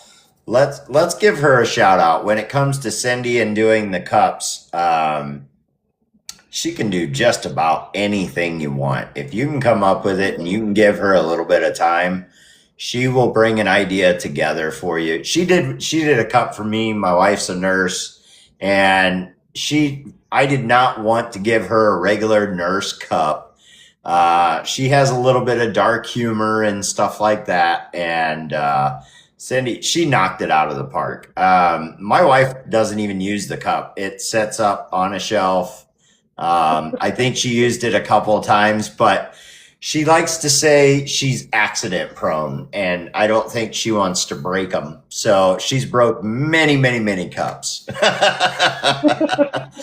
But she put some personalized stuff in there. She put some nursing stuff in there and some dark humor stuff in there. And it really turned out good. And I really appreciated that. So if you are looking for a tumbler, make sure and get a hold of her. Also, why don't you tell us about your auction days, times, and things people can Okay. expect to see over there? All right. The auction I'll normally get it started on, and it's always on a Friday. If it's not, I'll have a video out saying we're having a special or something like that. But it's always Friday. I'll usually get started up about 6:30 Central Time, and sometime around 7 o'clock. I'm not the type that is 7 o'clock we gotta get going, but sometime around seven. Again, it's all Central Time. We'll start the auction up. Usually you'll see me, Jerkbait, Efren, MF. We'll usually always be in there. We might have a couple of other people from time to time, Mm-hmm. and uh, and we also show Cindy's tumblers, her great wall of tumblers we have in here. The Great Wall of And Tumblers. Yeah. there's an entire wall and the coffee table and the TV stand that is taken up by tumblers. Oh, well, if we find the time, we may get a tour of that. I think there's a lot of Yes. people out there who think tumblers, and I don't know that you're getting the full aspect of what Cindy is capable of, but what you guys are capable of together when it comes to a tumbler. Yes. Many times I've heard you guys bouncing ideas off of each other, and she's wanting to do something, and you have an idea that may help her with it, and she of course throws your Yeah. idea out the window and uses her own. But Oh, yes. I'll get that look like, what are you talking about, Willis? that's right. That's right. But yeah, if you guys have not checked out that auction, make sure you get over and check that out. There are a lot of great artists in there, and it's good to bounce around. Go check out all these different auctions, different bait makers in each one. Some of them have some. There's a few bait makers who try and make it into everybody's auction and show their baits Yeah. off, and that's not a bad thing either. But there are quite a few. They find an auction they're comfortable in, and that's where they stay. It's kind of their home base. And I know you and Jerkbait, and I'm seeing MF in there a lot. Yeah. When it comes to your auction, you can expect to see, you yourself and those two. I would say about 90% of the time, maybe more. So if you haven't checked out some of that stuff, go over and check that out. Yeah, and Ephraim's usually in there when he's not being held up at work. Ephraim don't do auctions. Now I will say to shout out Swamp Rooster when he does his Saturday auctions. You'll probably start seeing me in there more often. I'm just Okay. I'm trying to get out more. I've been stuck in my own little corner, and I feel I just need to start getting out and Yeah. helping out here and there when I can, and just meeting new people. It's There's not so the many. issue. Yeah, there's so many auctions out there. There's so many people to meet. And I found myself kind of doing the same thing. I'd always go into a certain live and I'd stay there all the time. And when I started the podcast, which has been quite a while ago, I let a lot of those people know. I said, "Hey, I got to get out there. I got to venture out, and I got to meet a lot of new people and try and get a lot of faces in here." Um, some people know just about everybody, and there's some people that don't realize how vast the bait making community is and how many people actually are part of it. Yeah. I give Brasher a shout out. His little bait stands are awesome. I did this one up in petrified wood. There you go. There's quite a bit of 3D printing going on too. That's a Yes. big part of the bait making community now, as well as you know the cups. Cindy's cups fall right into that bait making stuff. She'll put your bait maker name. She'll make it a fishing cup. It's whatever you desire. She can get it on there. But the 3D printing has become a big thing, as well as crickets, things like that make all these flat stencils that people are using. So there's a lot of different aspects, and people, I think if you're just a buyer, you don't understand how many different people we communicate with to get the things we need to put these together. I know Oh Walleye yeah. Guy, I don't know if you know this, Walleye Guy is now making eyes for baits, and he's making Yep. some very unique ones that I'm sure you could call him and get some custom stuff, but I'm not sure he's enjoying it as much as the painting, but it's definitely taken off for him with the eyes. And here's another one from Brasher. Oh my goodness. You can't even put a micro on that. There's how big it is to me right now. Crazy stuff. Crazy stuff. And on Cindy as well, she does hats and shirts as well. Okay. And she can do vinyl and stickers. So that's why I don't ever get them from people, is because she's my sticker lady. So she does your logo stickers and everything. I know a lot of bait makers send out their logo stickers along with their baits. Yeah, So that's a very big thing for all of us, you know. Not only do I want one of your baits, but I want one of your logo stickers so that I can put it up in my booth and kind of represent people that I've gotten the yeah, baits from. I know I have some of yours. I started out in the garage, so I have a lot of bait maker logo stickers out in the garage. Now I've moved into the house because I realized I don't like being cold in the winter and I don't like being super hot in the summer, and it doesn't do well when it comes to clear coating. So the wife finally let me come in the house and get into a nice environment. So I'm starting yeah. a sticker collection or logo collection all over again. Let's give you guys another letter here. We've got this letter and one more that's part of the code, and the next letter is the letter N. The letter N.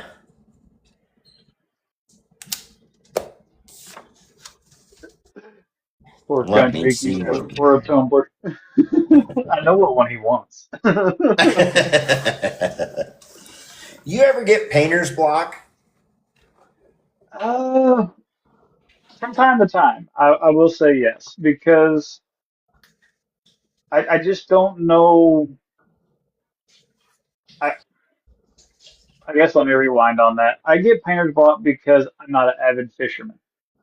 I fish. I didn't grow up fishing though. I've never done tournaments. I'm just a weekend warrior with it.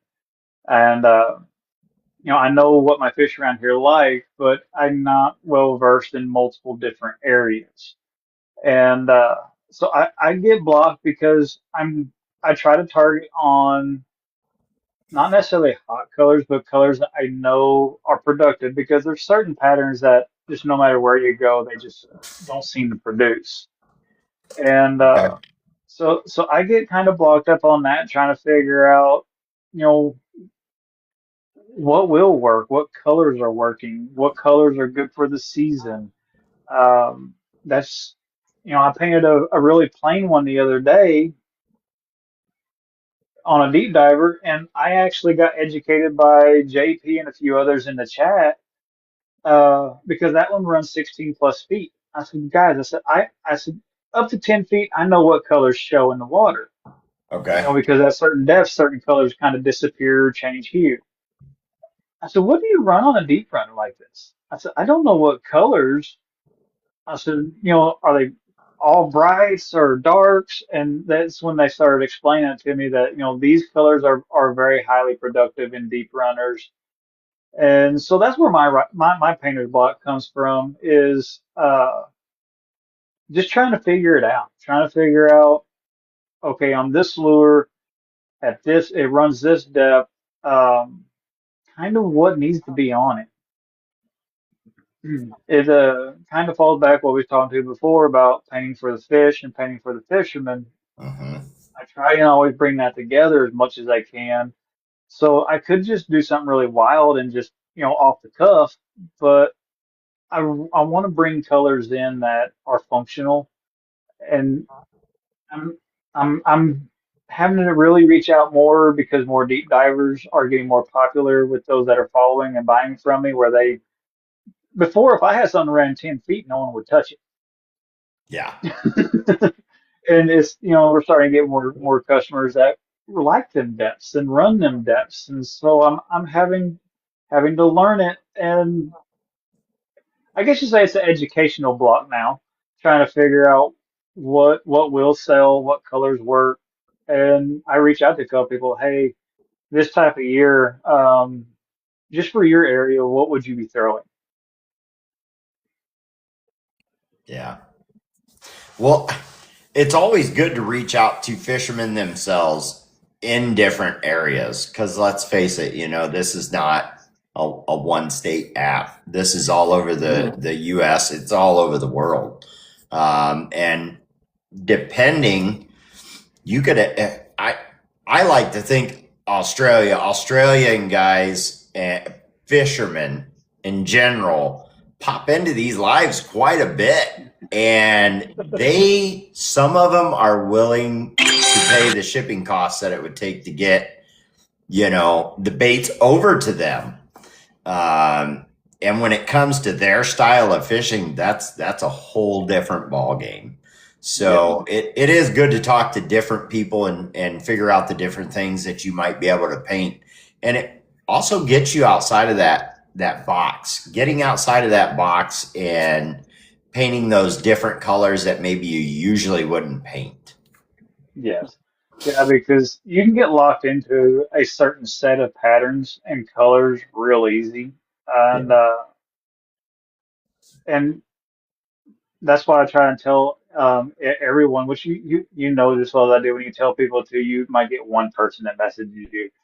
But if you all have ideas or certain colors you want to see, just because you're giving ideas or saying, hey, I'd like to see a thread fin, but instead of blue, could you do purple or stuff like that?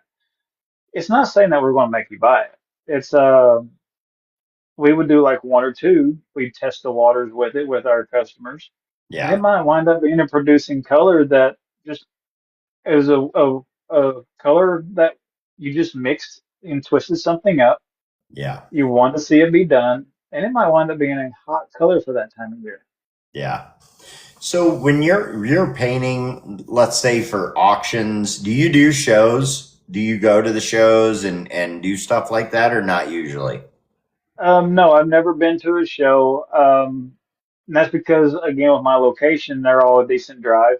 Yeah. And I've been working on getting some kind of idea of a stock built up in case Mhm. I do get an opportunity, but I I don't know if I ever get to go to one or not because just the distance to get there and then paying for a room. Yeah. So you do like everybody else, you do a lot of custom work. Anybody Mhm. that's in here listening right now, you can get a hold of him, message him. Maybe there's something you're looking for, and he'll try and get it done for you. But is there certain baits that you keep stock of, like a certain color pattern or a certain depth bait, like let's just say a 2.5 and a sexy shad? You have 10 of those behind you because a lot of times people want that style. I did for a while. The battle gill or my version of a bluegill. I did keep a bunch of like 1.5s in that style of crankbait in stock, but I found that by having a lot of it, people were wanting it in different lures than what I had it in. Yep. So they liked the pattern, but they wanted it on something else. So I'll still keep some of them, and I'm going to try and get. I would like to have about 100 or so of a couple of different patterns and a couple of different blanks in case I do get to go to a show. Yeah, that's not a lot to bring to a show, but it's enough to show the product. It's Yep. enough for people to get an idea of what's there. And but yeah, I have a recipe book where I write my recipes down or my patterns, colorways, whatever you want to call them. But I don't keep a whole lot of stock of one individual color anymore Okay. because it just they always wanted something different than what I had it painted in. I find that a lot. Now, I'm on a much smaller scale than most. I like to keep it just very small, very custom, because if I want to uh, drop painting and fish all summer, which I'm doing, I can do that. There's a lot of guys out there that are, I don't know if popular is the word, they paint enough baits for enough people. They cannot take time off. They would be Yeah, buried months and months and months behind if they did something like that. Um, I'm lucky that I don't paint enough to be quite that. We'll say popular. So I can put it down anytime I want and take off fishing and just enjoy the lives on TikTok and stuff like that. So I think I appreciate that. yeah, I love to paint. Don't get me wrong, and I'd love everybody to have one of my baits, but at the same time, I don't want to be tied down to it either. So, yeah, but I do agree with what you're saying. You'll do a lot of baits, and then they want it, but they want a little bit of a twist here or there, and you're just burning up more of your blanks, and you already have blanks that are sitting on the wall just doing nothing yeah. for quite some time. So, but interesting question that I wanted to ask you. I don't think I've asked anyone that yet. So, but good answer. Let's see here. When you do fish, you're mostly freshwater. You don't do saltwater fishing, correct? Correct.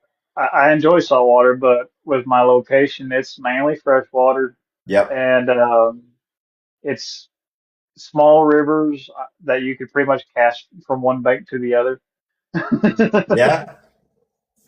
But yeah, smallmouth. Every now and then we'll get some largemouth. Uh, we call them goggle eye, but I think they're called a warmouth technically. Yeah. Okay. I know what you're talking about. Yeah. And you know, and stuff like that. So I don't. Like I said, I don't do a lot of real heavy fishing for toothy fish or anything like that. If I catch one, it's by accident. I yeah, I'm just mainly a bass fisherman. I think everybody Yeah. knows that. I say it about every time. And 007 was on, and he was giving me all kinds of crap, about being a what was he calling it? A ditch pickle fisherman? I don't know what he was Yeah, ditch calling pickle. it. He was making fun of me because he's a crappie fisherman. And I Yeah. think I think it's just that camaraderie between fishermen. If you only fish for we'll say panfish, right? If you Uh, only fish for panfish and not for bass, and then you got the walleye guys and the perch guys and stuff like that. And that's really huge up here where I'm at is walleye and perch. And I get no less than 20 people giving me a disgusting face when I tell them I just throw the walleye and perch back. And they're like, what? Well, that's what anytime I've caught walleye or anything like that, after I finally get the hook out of its mouth, because Yeah. I don't know how to handle them properly because I don't catch them enough, it goes, that slimy thing goes back in the water. Yep. Yep. Yes, sir. We're going to give you one more letter on this code. This will be the last letter on the code, and the last letter is going to be the letter T. The letter T. And that will be the final letter for the code. We're going to get him one more good question here. And it's going to be the advice question. Is there a piece of advice you would like to share with maybe new painters, or it could be some life advice that maybe was shared with you that stuck with you over the years? Mm, Well, I guess there's one for sure. My daddy always told me growing up, um, you can't never fail unless you try. So what that means is someone sends you a pattern, say you're a painter or even a new person in here, and you're just painting for yourself, or someone wants to see you paint something. Mm-hmm. Don't sit there and say I can't do it. Can't never did nothing for one. Um, Try it, because the worst you're ever going to do is fail. But I'd rather fail trying. Yeah, yeah. You miss 100% of the shots you don't take, right? Exactly. I think that's a good piece of advice. You might try it and be the best at it. You don't get people that go pro, whether it be fishing or basketball, football, and racing and all this stuff, unless they didn't try it for the first time. If Yep. they never tried it to begin with, they wouldn't be where they're at. So, Well, uh, just kind of go along with that. When you finally look it up, the Phoenix was a that pattern come up from a failed crawl. oh, okay. Yep. I was trying to do something with a crawl. It didn't work out. But if anyone's watched me paint, I keep going with the process of setting. I set in movement to run with. I finished the process, and I wasn't sure about the pattern, but man, I had a whirlwind of people falling in love with it. And so that design, had I sat there and been like, after I pulled a couple pieces of tape off, been like, this is not what I wanted. If I would have not just kept going with it, Yeah, I would have never had that style. yeah. I've got to look up that style. As a matter of fact, I may have to have one. It sounds pretty interesting. Right, Cindy, let them. If you guys are new in here, you're enjoying this show, be sure to send me a follow. If we're not following each other, send me a follow. I'll give you a follow back. If you're not following Rainbolt, make sure and give him a follow. He is full of advice. I am just full of BS. So, but yeah, if you're enjoying the show, make sure you give us both a follow. We'll get you a Yes. follow back. It's a huge community out there. I'm always seeing new names down in the chat. And I love finishing up the show, and I go and I see who all's followed me. I usually get quite a few followers. So make sure we're doing that. As always, Pretty Lures is the sponsor of the podcast. If you'd like to go over and check out Pretty Lures, they have everything for your bait making needs, fly tying, the painting. They have the helping hands. They have the cutting boards and I want to say razor knives. I've been at work too long. The These exactos. things. Exacto. Thank you. I am just not getting it tonight. The words are there. I just can't bring them forward. You're just not pulling your cord down long enough. I guess. I'm not sure what it is. Usually I'm pretty good at it. But make sure and get over and check them out. That's prettylures.com. They are a sponsor of the podcast. So if you give me a follow or subscribe over on the YT, you can use Podcast 2025 and get yourself 10% off. And that will be 10% off of your purchase. So get over and check that out.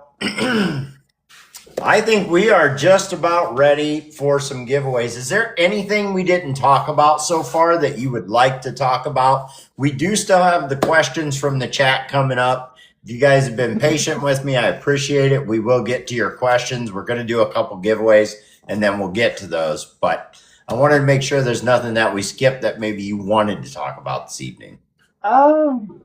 No, I don't think I had any one particular thing to talk about. I was just kind Okay. of seeing what the chat wanted, and see what your questions was. And Okay. if anyone does have any questions, even after out of here, feel free to message me. Yeah. I, I'm more than willing to help anyone as much as I can. I don't know it all, but I'll give you my advice. There you go. So, if you guys would like to get to the giveaways, we'll do a couple giveaways here. And we always start with pretty lures. So, we'll do the pretty lures giveaway first. I always show you guys what the numbers are, and I already got behind the ball and don't have my sticky notepad out here that I try and hold up every time and nobody can see, but I try. Oh my goodness. So this will be a $25 gift code to Pretty Lures. You have to be able to give me the code that I gave out tonight. The number we're going to go with, and there it goes again already, is the number 19. So I'm going to go up here to the top right-hand corner. I'm going to scroll down to number 19. Number 19 is Sim Tails and Tackle. If you can give me the Awesome. code, we can get you a gift code. First cup. Did I win? STNT. That is correct. And if y'all are wondering what that stands for, I spoke with Bubba a little bit earlier, and their website is now live. If you want to go check it out at Scriber Tackle and Treasures, you can go over there and see everything they have to offer. That does include the crystals that TRS does, as well as the plastics that Bubba does. And also, they both paint hard lures. So get over there and check that out. Remember, this is a brand new site. They are adding stuff to it. But I decided to go with that for the code Crystal tonight. roses are awesome.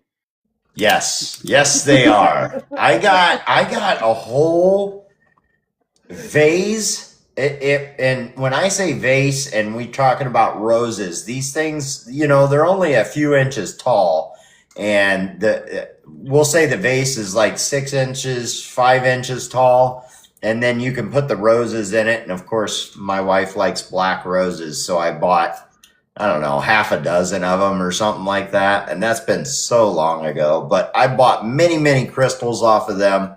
They're really cool. You can get the crystals in the skulls and angels and butterflies and it's endless. They have all kinds of them. So make sure and get over and check that out. We're going to write Sims down as the winner there. Sims is the winner on that one.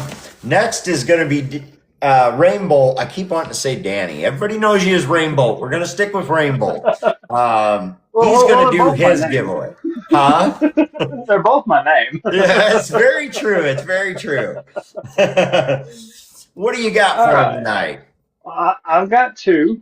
We have a DT10 knockoff in Grandpa's Magic. Ooh, very nice. So that one would get you down to 10 feet. And then we have one from Snack, and y'all know Snack. Y'all haven't met him. The man is like a human color wheel. He come up with a color. I'm going to say it wrong. Tangelo. So we got a Tangelo. Tangelo shad in an S crank. Very neat. Unique color. Oh yeah.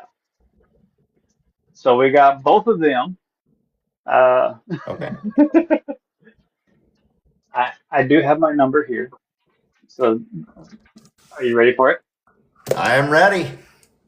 All right. So we're going to do number 25. Number 25. We're going to scroll down and see who's number 25.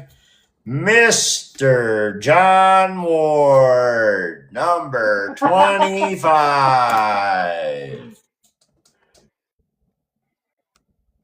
That is great.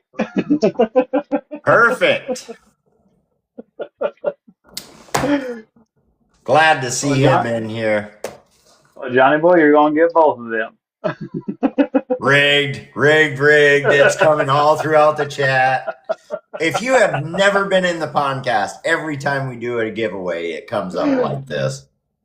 He says, well, well.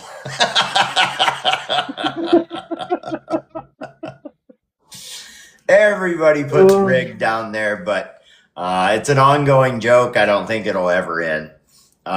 Congratulations to the winners. John, congratulations to you. Sim, congratulations to you. You guys get some great prizes tonight. And if this is your first time tuning into the podcast, make sure you come back. We do this every week. Sometimes we have one giveaway. Sometimes we have 2, 3. It just depends. Sometimes we do a waffle down in the chat before this whole thing even gets started. So you just never know what you're going to find over here. And I appreciate everybody coming in.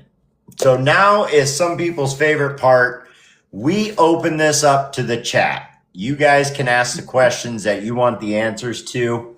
I have some questions that I say back, and I'll ask one of those just so you can get time to type yours in. But what is your PB fish and what species?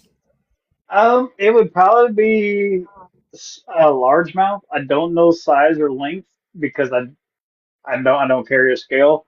But holding it up like this, the bass went from the tip of my finger to about this far down past my elbow. Wow. How tall are you? I'm 5'9". 5'9"? Okay. Yeah, so that's about 20 inches or so on my Yeah. arm. That's a good fish. Yes. What species do Um, you prefer to go after? I prefer smallmouth and trout. Okay. We got a first question there. Clarksville Custom Lures, what's the hardest realism or originality? Oh, I think realism for the technical aspect, but being original is definitely a task-worthy challenge because there's so many different styles done out there. It's really hard to bring something original. Okay. Next question. Your favorite lure you've ever painted from Elite Tackle? That would have to be the Phoenix lure that I did on, I believe it was a an RK55. And I do believe that that one was my most favorite. I was more surprised about how it came out. Um, it just everything about it makes it my favorite.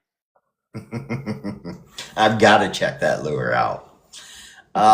From Iron Wolf's Fishing Adventures, what do you think is more challenging, blending or shadowing? I'm gonna say shadowing because blending's not too hard. Making two colors come into each other and then you got that transition color. But shadowing, it takes a little more control. It takes a little bit more learning of thinning your paints and having even more control than blending. So I would say shadowing's the hardest one to figure out. Killjoy's Custom Lures, do you ever use peel and stick stencils? I have from time to time to do certain little things. Cindy will cut me out a temporary vinyl stencil, but I don't use them a whole lot. Maybe 4 or 5 times my entire life. Yeah, what is up with great? How Crank, many cups of the butter? The trick to that is you got to keep adding butter until the ancestors smack you upside the head and say, "Boy, you better stop." Oh, oh my goodness. Um, Legacy Lures wants to know if you started all over, what would you do differently? Um, I would concentrate more on learning the lure colors, and what their specific purposes are.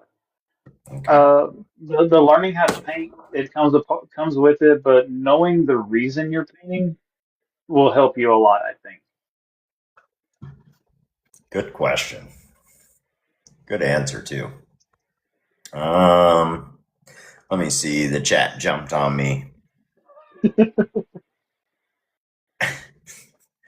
Country, we're gonna read your question. What would be the best way of painting paint by numbers? I would say follow the numbers. Yeah, follow the numbers. Yeah, I mean, if you can find some sort of stencil to put down and put one, two, three, four, five, then yeah, that'd be it. Just don't uh, do a scratch and sniff. 007 Jigs asks best advice for beginners. Um, don't rush into trying to be great. Learn your airbrush, learn how it functions. Get you some. I don't recommend paper because you're not painting on paper when you're doing lures. I recommend the hard plastic plates and stuff like that. That way it's a plastic surface. And learn to paint on them plates. Do lines, do dots. See how your paint reacts to that hard surface. Mm-hmm. And just take it slow, learn the function of the brush, and everything else will fall into place over time. Yeah. I think when I started, one of the first things Bubba told me, and I'm not sure where he got the advice, was using spoons. Practice coating the spoon, fading up and down through your colors, and doing different things on the spoons. So Or, those and clear if you spoons have, you can go to the Dollar Tree and get. yeah, or if you have a bunch of it laying around, cut you some PVC pipe about 4 inches long and start painting patterns on Yep, there you go. John Ward wants to know what's your favorite. What's your favorite coffee? it. Right now, I'm doing that Rise mushroom coffee. I'm really liking it. A lot better results than regular coffee. Okay. Oh my goodness. Some of these questions are great, guys. They are. I'm loving them. The chat keeps jumping on me, so I got to scroll back up here and find that last question. There it was. Stay inside the lines. Start with one and go from there.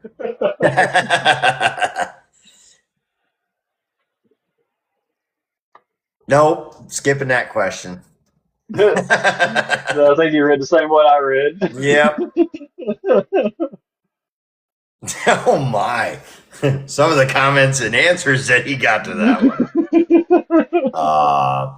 Here's one from Christopher. It says, what do you suggest for recovering from buying fishing lures? I suggest about a week's worth of rest. If you ask really nicely, we'll send you the husband receipt. Oh my gosh. Oh, it jumped so fast. Bear, my favorite color is red. There you go. Good question. We already skipped it, country.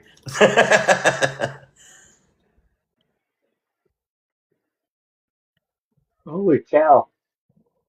And is radio famous? Dark He's getting side. there. Oh, it jumps so fast. Uh, got Iron Wolf, your favorite lure profile to paint and paint scheme to put on it. I would say my favorite would be pretty much any type of crankbait. And as far as the paint profile, um, something that's kind of a mix between the bluegill bars and a shad pattern.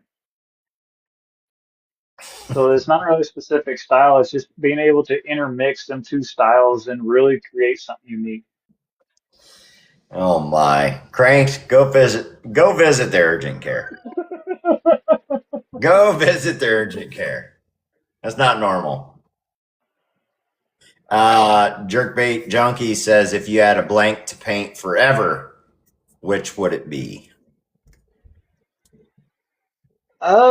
Probably an RK style crawler. I really like that profile. It takes to a crawl. It takes to a shad pattern.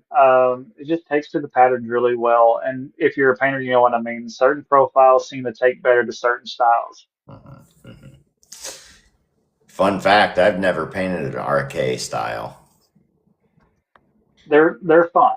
They look narrow, but they actually take to a pattern very well. Okay. I may have to try that. If we can't have fun, then all this is for nothing. Having fun, by the way. Good. I'm glad you're having fun. I hope everybody's having fun. These questions are great. Yes. You guys can keep them going. Thanks, Bear. I appreciate it. It's all because of the Not a guests I rocket. bring in, that's for sure. We have a lot of guests on here. We've had a lot of previous guests. If you guys have not seen this show before and you're interested, or maybe you have seen the show but you missed an episode, go over to my YT page and you can find me over there. It's just the Podcast 2025, all one word. And you can find all the previous episodes. This episode here makes episode 35. So there will be 34 previous episodes over there that you can watch. Lots of great bait makers over there. All your favorite ones will eventually be in there. We're just going to keep going. We've been doing this for quite a while, but November will be the 1 year mark for doing the podcast, and we have some great guests coming up. So make sure you guys are tuning in, and anybody up here, send them a follow. You know, all these people down in the chat, there's some great bait makers down there. If you're not recognizing names, most of them have custom something in their name. They're all great bait makers. Go give them a follow. Let's grow this community. Get everybody knowing everybody. Yes. I never seem to not mention the fact that I was talking to somebody at one point and they said, well, there's only like, 50 of you. And I'm like, oh, you are so wrong. There are thousands of bait makers out there. There are so many. And it's not just airbrush style that I call bait making. You have the plastics guys, you have the jig tires, you have the fly tires. These guys that are doing some of the 3D printing are 100% part of the bait making community. The Yes, people they that are are. doing all of the shirts, the hats, all the stuff that we use, wear, and pass out to people who like us for being bait makers. They're all part of this bait making community. We couldn't do it without them. So What Alvy had, what's the most and least productive lures you heard back from customers about? Honestly, and I wish I would get more feedback, negative or positive. As far as least productive, I haven't heard anything on least productive. The most productive is probably, honestly, the 1.5 because of Battle Buddy. He's caught so many fish with that particular type of lure because he gets so many from me every year. He sends me picture after picture after picture of catching them with them, and that's on that battle gill. Jigs. I missed it. Who's your favorite jig tire from Jigs on Wheels? Well, I don't have a jig from everybody on here, so I couldn't tell Got your answer. Oh, I missed that one. Old line tackle guy. Turned down for what? We're skipping that one too. Oh my gosh. Well, it's a Oh good my thing they can't see goodness. the chat on your recording. What's that? It's a good thing they can't see your chat on your recording. No, you cannot. Hey, that's a great point he brings up. You guys need to catch this live if you're, maybe you're just tuning in or you've watched it over on my YT page. Over here, you can see the chat, you can see the interaction. Over on my YT page, you just kind of get to see us reading the comments and things like that and laughing at everybody down there. So it's always better to watch it live. You can actually interact and you can see all this stuff going on. Iron Wolf, what is the most challenging bait profile to paint? Um,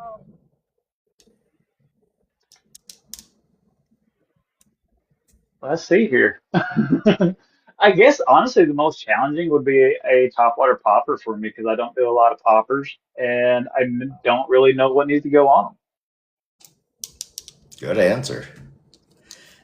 The next one is from JP, and the chat jumped. Which pattern you paint is the most time consuming? It would probably be a pedal crawl, which is a variation of the Phoenix, but a pedal crawl would be my most time consuming. Jerkbait Junkie, one airbrush and MM.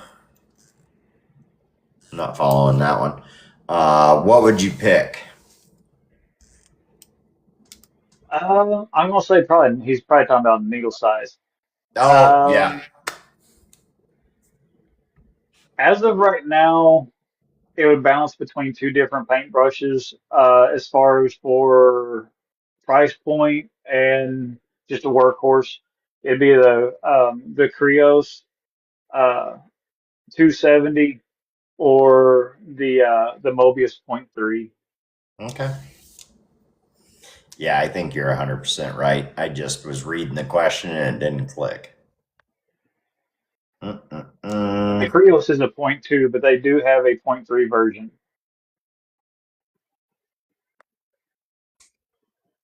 Killjoy says, what's your favorite shade of blue? Honestly, it would probably be I don't know what shade you would call it, but it's a deep pearlized blue. It's not quite into the midnight, but it's a really deep pearl blue. Come on, I just had that question up there. Um, is there anything you hate painting from, how do you pronounce the first part of that name? It's Elite Tackle. Get up there to it. Costigan? Um, Costigan, Okay. and that's how that's I asked him and he says I'm saying it right. Is there anything you hate painting? Um,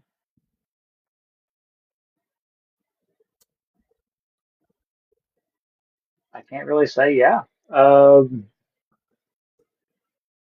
I mean, there's certain things that's more fun to paint, but there's nothing that I don't like painting.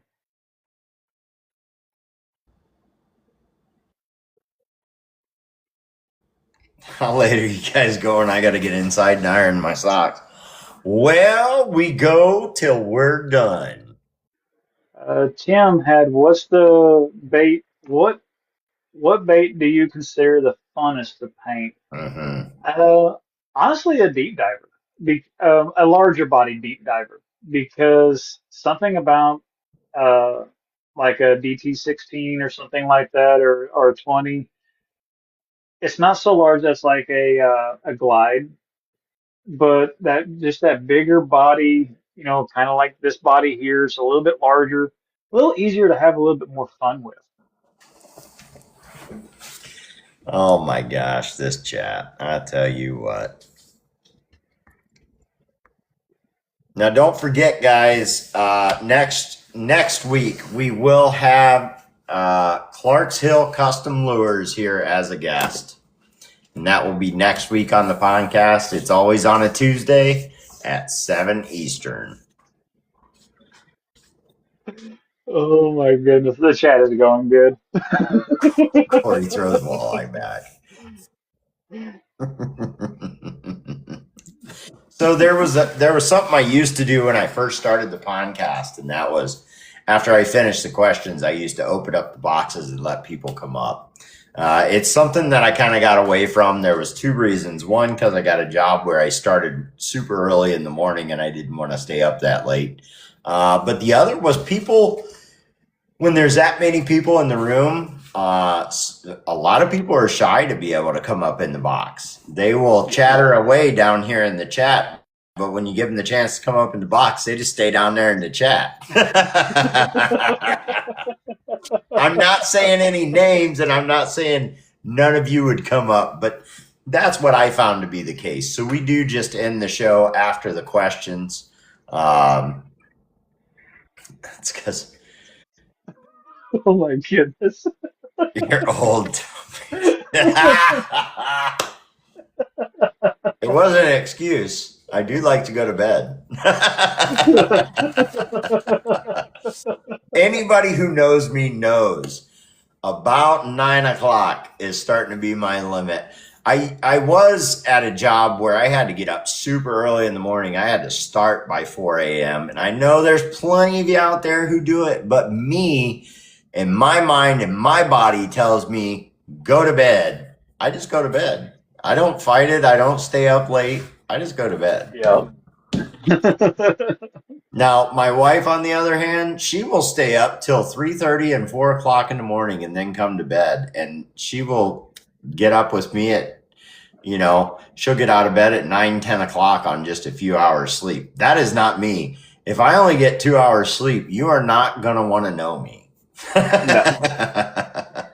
Now, I do have to say, since people did see it, and I do have a post out about it, this is up. Um, it's 30 spots to a Okay. spot. Um, there's 27 spots left right now, I believe. So just go to my profile. You'll find it'll be one of my recent videos, There you go. and I am writing it all down. Once we get the names full, we'll do a last man standing name game. Very nice. So you guys can get in on that and maybe put that up on your wall. What is Right now, we what just is have Tim Alvy and saying Jerkbait here? in there. What's that? Right now, it's just Alvy and Jerkbait in there. We need to get more names on that board. Okay, okay. You guys need to go check out his profile and get in on the waffle. And you said it's $2 a spot?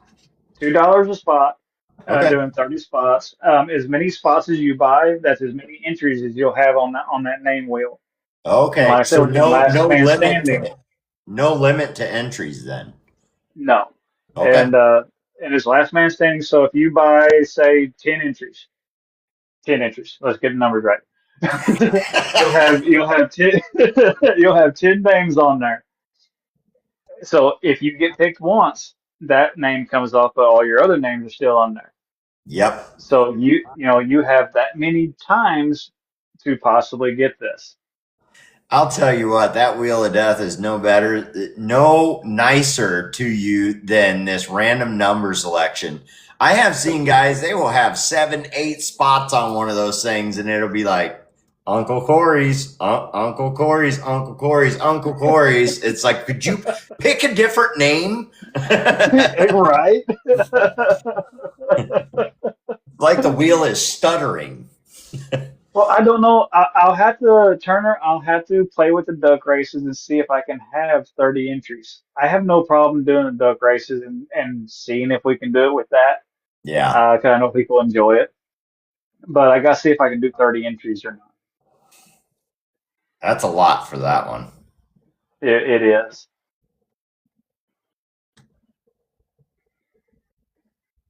Wheel is best. Yeah. You can have up to 100 ducks.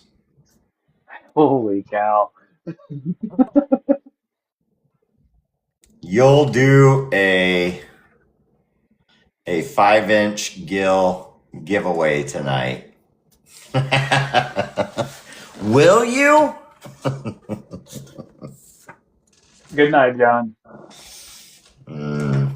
No, it's been a great show. I appreciate you coming on. I know you are wanting to get to some dinner. And country, if you're I'm actually not interested withering in away no time quick. what's that? I'm not withering away. I might be a small guy, but I still got a little bit. I ain't gonna wither away overnight. Country, if you actually want to do that, you can get with me. I usually don't just do a random giveaway just because I wasn't prepared for it and I'm not sure how to do it on the spot right now. But you are more than welcome to do that at any time. Maybe we can get you on the show and you can do a giveaway. Maybe we'll try Yes. something like that. So I tell people all the time, if you'd like to be a guest on the podcast, make sure you get a hold of me. I try to get a hold of everybody I can. I have pages of names down here, and I just go through and start checking them off. It's not that I don't think you're a great painter or I dislike you in some sort of way. I just don't have time to get to everybody all at once. I book out about 3 months in advance. I don't go any more than 3 months because lives change and things happen. And I don't want to get this show booked 7 months in advance. And then I have 7 people who can't make it to the time slot that they wanted at first. So right now we are booked all the way out. Let me tell you.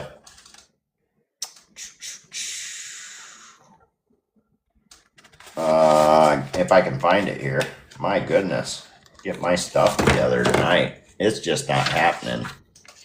We are booked all the way through October right now. So we're booked out pretty far. If the podcast is something you'd be interested in doing, make sure and get a hold of me. And let me know you'd like to do it and we can get a date set up. Other than that, I really appreciate you coming on tonight, man. It's been a lot of fun. The questions were great. We had a lot of people in here, which is always a great thing to see. I think the podcast keeps growing every time I do it, and I love getting different people and different aspects of painting onto this show and try and get all this knowledge out to everybody. Congratulations to the winners tonight. And I don't think I have to say it to Mr. Rainbolt. He is pretty quick at getting things shipped out. So you guys should be seeing that stuff. You guys should be seeing that stuff pretty soon. Other than that, Clark Hills Customs will be next Tuesday. Same time, always right here on this page. And I appreciate you coming in, man. Thank you so much. Ain't no problem. I appreciate it. I got to do something for Swamp since he's in here. Okay. Swamp, you got to say your 10 repairs today. And may the great Bill Dance please bless everyone with tight lines and big Sally Walkers. Yeah, there you go. I love it. Love it. Love it. Well, you take care of yourself. It was great having you on the show. I'm sure I will talk to you soon. I will get over to your page and I will check out that Phoenix lure. I'll probably do that yet this evening. All right. All right. I appreciate everybody coming in. That is the end of the podcast. I hope you all have a great night.